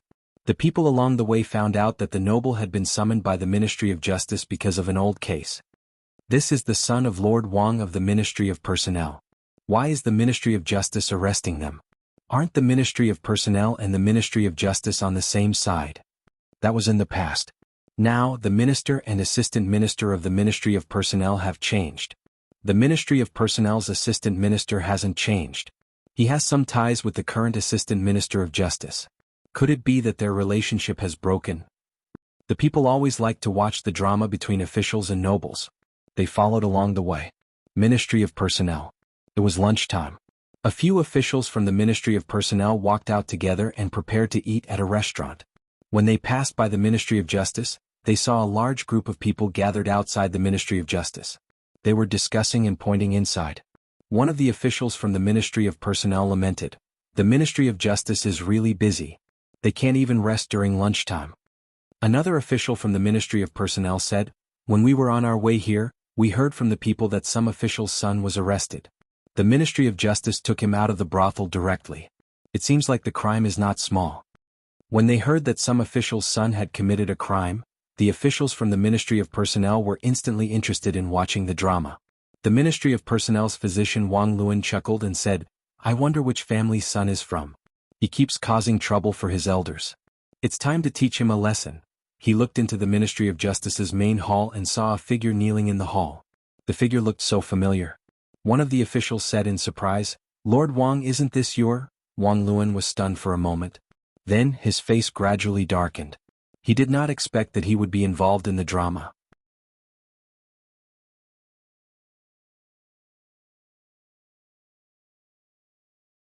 Chapter 377. Under the curious gazes of several officials from the Ministry of Personnel, Wang Luan strode into the Ministry of Justice. He met Yang Lin at the Assistant Minister's office. Wang Luan looked at Yang Lin and frowned. "Lord Yang, what's going on?" Yang Lin said helplessly, "You'll have to ask young Master Wang. 3 years ago he pursued a married woman. In order to force the woman to submit, he beat her husband until he was severely injured. In the end he even used his power to fabricate a crime and sent her husband to prison. Today the Ministry of Justice has ordered the Ministry of Justice to reopen the case. After the Ministry of Justice investigated, they found that it was true." Wang Luan gritted his teeth. "Wasn't the case from 3 years ago already closed?" Yang Lin said, "Although the case from 3 years ago was closed, the Ministry of Justice felt that the Ministry of Justice had handled the case unfairly and requested a retrial. I couldn't do anything about it." Wang Luan asked, "Can't the original verdict be upheld?" Yang Lin shook his head. "No. The Ministry of Justice was dissatisfied with the original verdict, so they decided to reopen the case. If the Ministry of Justice still doesn't change it, then I'll be the unlucky one." Wang Luan said angrily, "Why do you have to reopen the case from 3 years ago?" Yang Lin looked at him. "You'll have to ask Lord Wang about this?" Wang Luan was stunned. "Ask me? What's wrong with me?"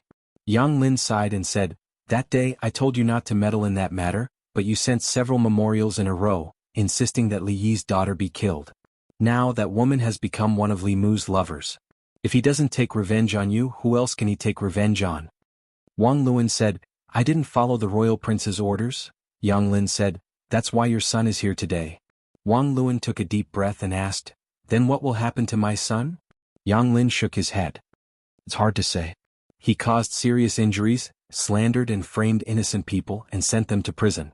He'll be punished for several crimes. Your Wang family might have to pay a lot of money. You won't be able to avoid prison," Wang Luan said. "I know that the law can be bent. Lord Yang, with our relationship you have to help me." Yang Lin thought for a moment and said, "You can ask Manager Wei to defend your son. He is the most familiar with the law in the Ministry of Justice. Perhaps he can help your son fight for a reduced sentence." A moment later, in a certain office of the Ministry of Justice, Wang Luan held Wei Peng's hand and said, "Manager Wei, I'll leave my son to you. After the matter is completed, I will definitely reward you handsomely." Wei Peng nodded and said, "I'll try my best." With that he slowly walked into the courtroom. Wang Luan asked Yang Lin, "How will the Ministry of Justice judge him this time?"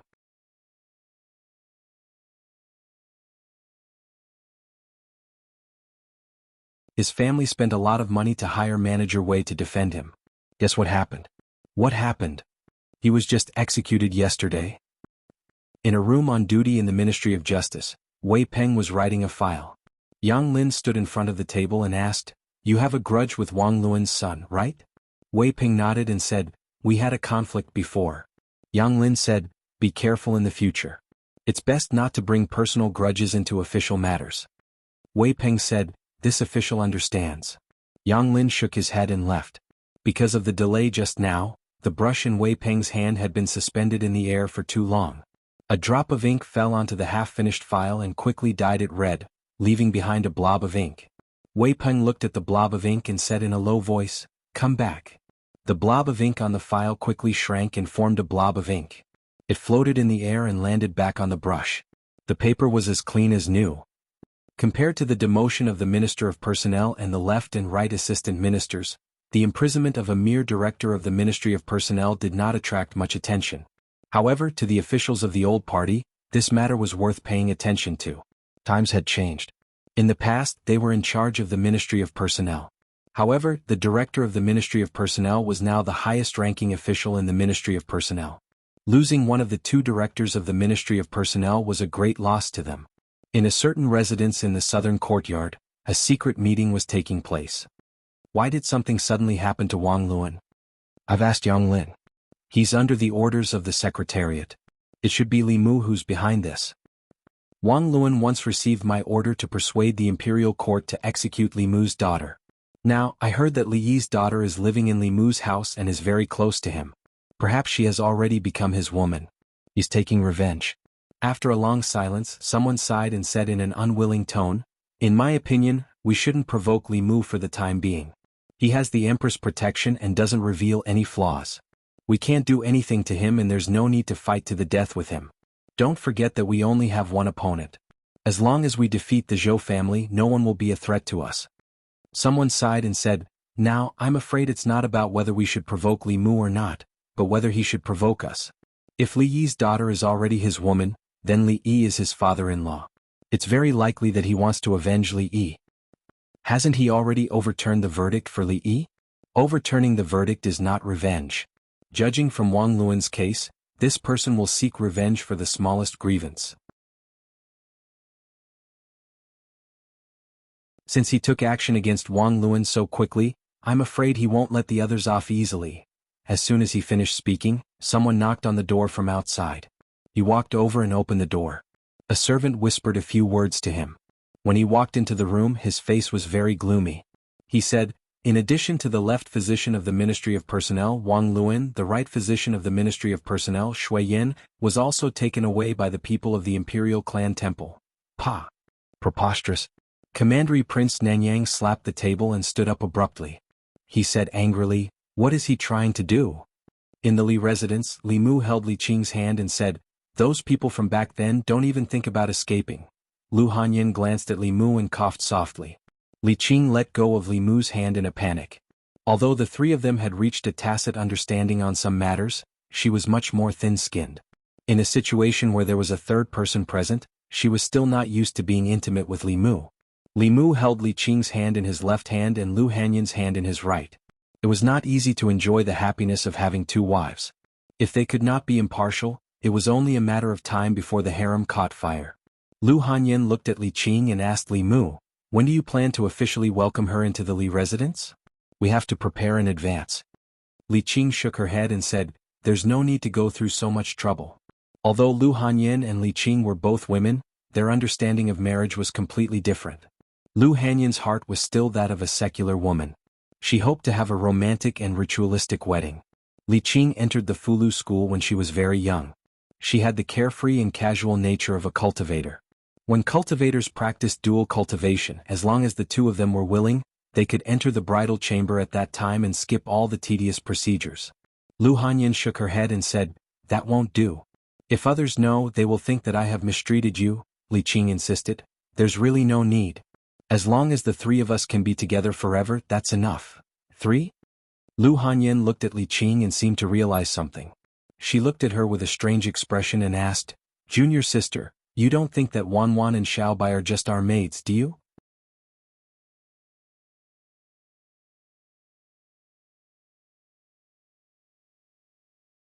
Chapter 378.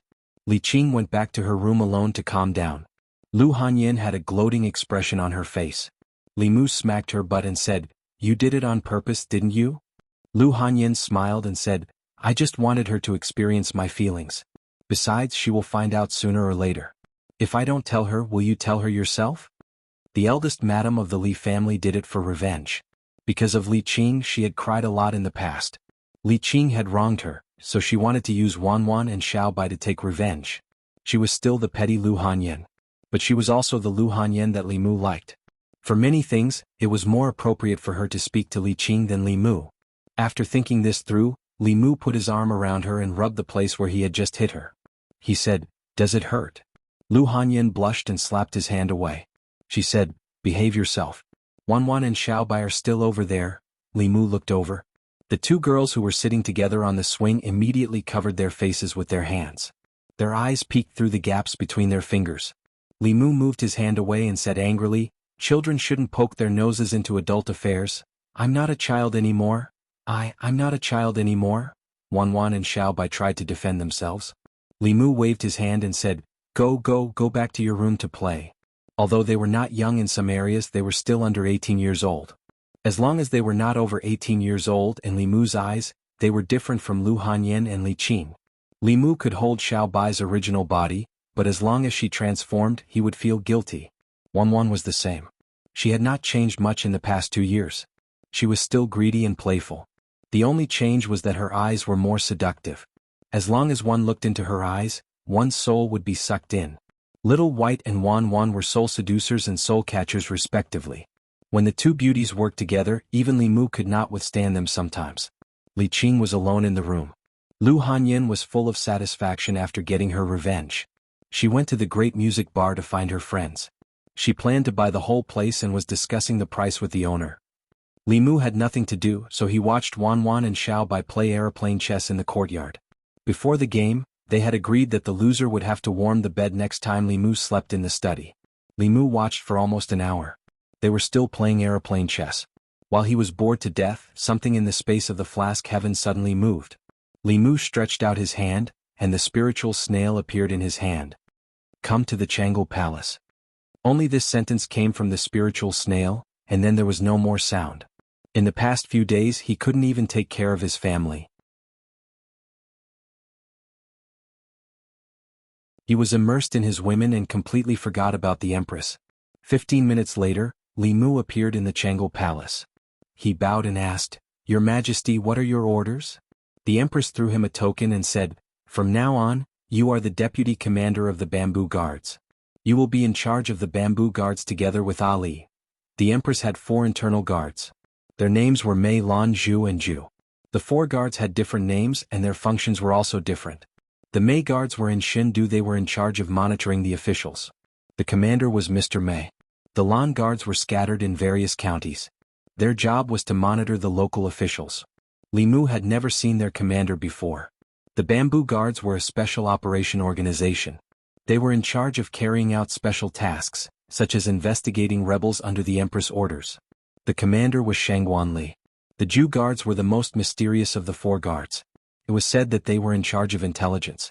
They had spies in the demon nation, the ghost realm, and even the demon sect. Li Mu took the token and didn't waste any time. He said, "Yes, Your Majesty." He was very clear about his position. He was a brick. He would be wherever the Empress wanted him to be. However, the Empress had inexplicably summoned him here and only gave him a token. After that, there was nothing else. She could have asked Lord Mei to pass this token to him. There was no need for her to make a special trip. After taking the token, Li Mu didn't stay for long. He walked out of Jianghu Palace and said to Shangguan Li, "Commander Shangguan, I have other things to do during this time. I'll need you to take care of the bamboo guards." Shangguan Li said lightly, "When you're not here, I'm the only one in charge of the bamboo guards." Since Shangguan Li didn't have any objections, Li Mu could focus on his own matters. After leaving Jianghu Palace, he went straight back to Jianghu Palace. Zhou Yi looked at the pile of memorials on the table and said, "Look, there's only one more woman by their side, and they don't even care about national affairs. They don't go to the imperial kitchen, and they don't come to Jianghu Palace. I should forbid them from taking concubines." Seeing that the Empress's attitude towards Li Mu was becoming more and more strange, Mr. Mei's face was bitter, but he couldn't say anything. In the imperial secretariat, Li Mu sneezed for no reason and crossed out 2 names on the list on the table. Louis walked in from outside and put a few oranges on the table in front of Li Mu. He smiled and said, "Sir Li, these are oranges from my hometown. Although they're not as sweet and delicious as the tribute oranges, they still taste pretty good. You can take them back and try them." Zhongjuan didn't produce oranges.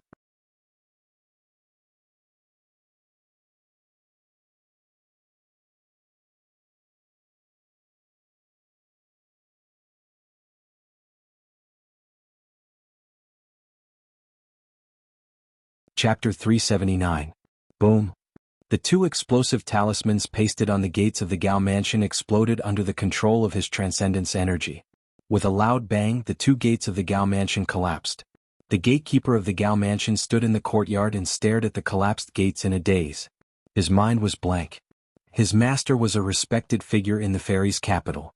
Even if he was no longer the assistant minister of the Ministry of Personnel, He was still the elder brother of concubine Gao, a relative of the royal family. Who would be so bold as to blow up the gates of the Gao mansion? Zhang Chun stood outside the gate and waved at the officials of the imperial clan temple. Follow me in and arrest the guilty official. The loud noise at the gates had already alerted the people of the Gao mansion. In a split second, more than 10 maids and servants rushed out from various places. As soon as they arrived at the front courtyard, they saw the collapsed gates of the Gao mansion.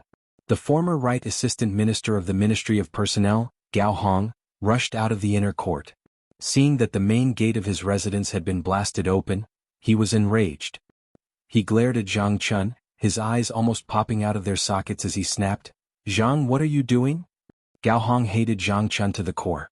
Not only because Zhang Chun took his position as the Assistant Minister of the Ministry of Personnel, but also because Zhang Chun was Li Mu's #1 lackey. If you hated someone, you would naturally hate everything about that person, including his lackeys.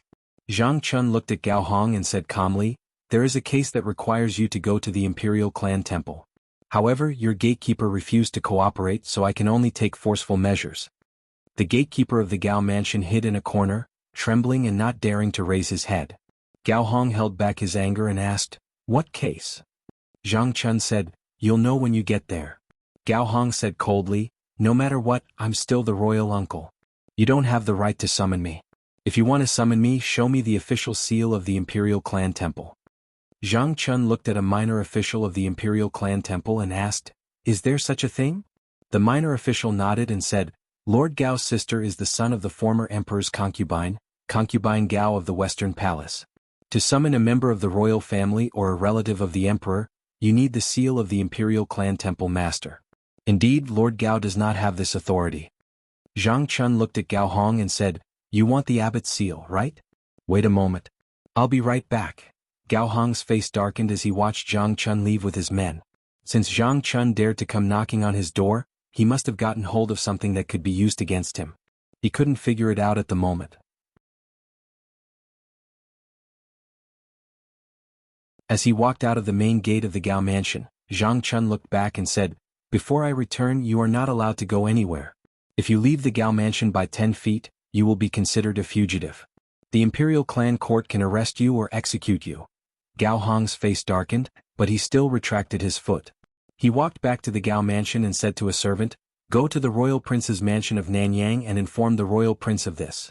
On the way back to the Zongjing temple, Zhang Chun muttered, "The Gao manor doesn't look small. There should be 5 entrances, right?" A minor official beside him said, "The Gao residence is a standard 7-section mansion." 7? Zhang Chun thought about how his mansion only had 4 entrances, and there were only 2 maids and 2 servants. Just now in the Gao residence, there were almost 20 maids and servants who rushed out in an instant. Zhang Chun's heart was filled with envy. At this moment, the minor official continued, "That's nothing. The royal prince of Nanyang's mansion is the bigger one. It has 10 entrances and 10 entrances. He has 13 wives and concubines, and each of them has their own independent courtyard. Each of them has a senior maid and 4 junior maids. There are artificial mountains, ponds, and beautiful pavilions in the mansion." Zhang Chun thought about his dream of living in a 5-section mansion before he retired. He shook his head and said, "The layout is too small." The group walked through the palace gates and returned to the Zongjing temple. They didn't know that the imperial court was in an uproar. The number of officials in the imperial court was mysteriously reduced by more than 20. The morning court could no longer be held. Some officials even guessed that the powerhouses of the demon sect had sneaked into the fairies' capital and killed these officials to create chaos in the imperial court. After that, Mr. May clarified that the demon sect had nothing to do with this. Last night, it was the Zongjing Temple's deputy minister, Zhang Chun, who led the Zongjing Temple's people to arrest the guilty officials. He told the officials not to worry. It would have been better if Mr. May didn't clarify. After he did, the officials became even more worried. What? These officials were all arrested? More than 20 people were all arrested and sent to the Zongjing Temple? What's going on? Are we in trouble too? 20 officials of the imperial court had been arrested in one night. Without knowing the reason, all the officials in the Great Hall felt threatened, especially those who were close to these 2. They were even more frightened. At some point, an official seemed to realize something. He mumbled, these people are all accomplices in Li Yi's case." His words woke everyone up. The officials counted the people who were absent today and were shocked to find that all of them were related to Li Yi's case.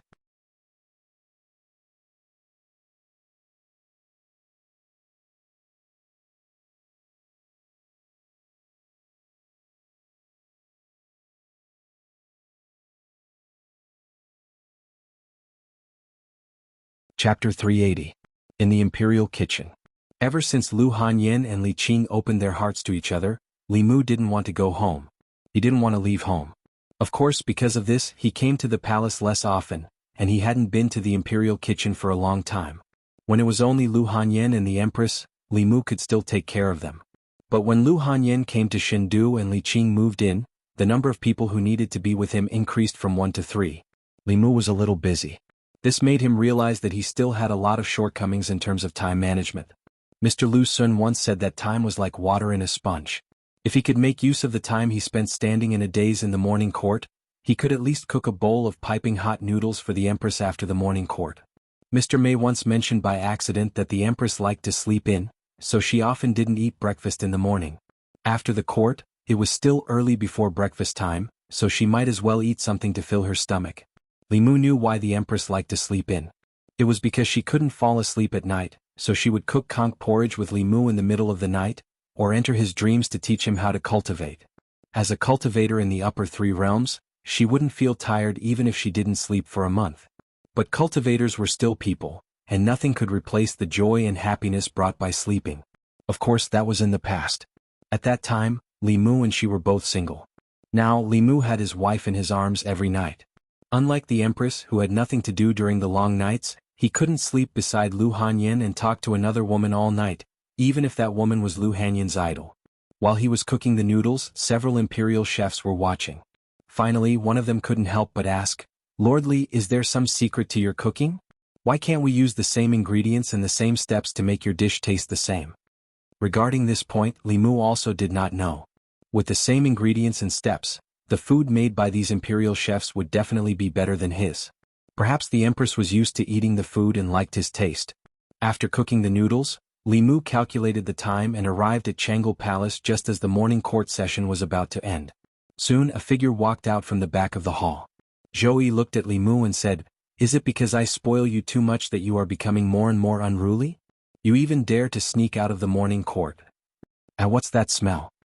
Her throat moved and her tone instantly softened as she asked, "Did you cook noodles?"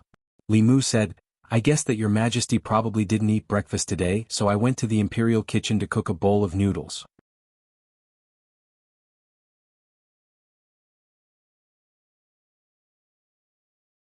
Zhang Chun said, "According to the law, Gao Hong should be arrested." Prince Shou shook his head and said, "Whoever wants to arrest him can do it.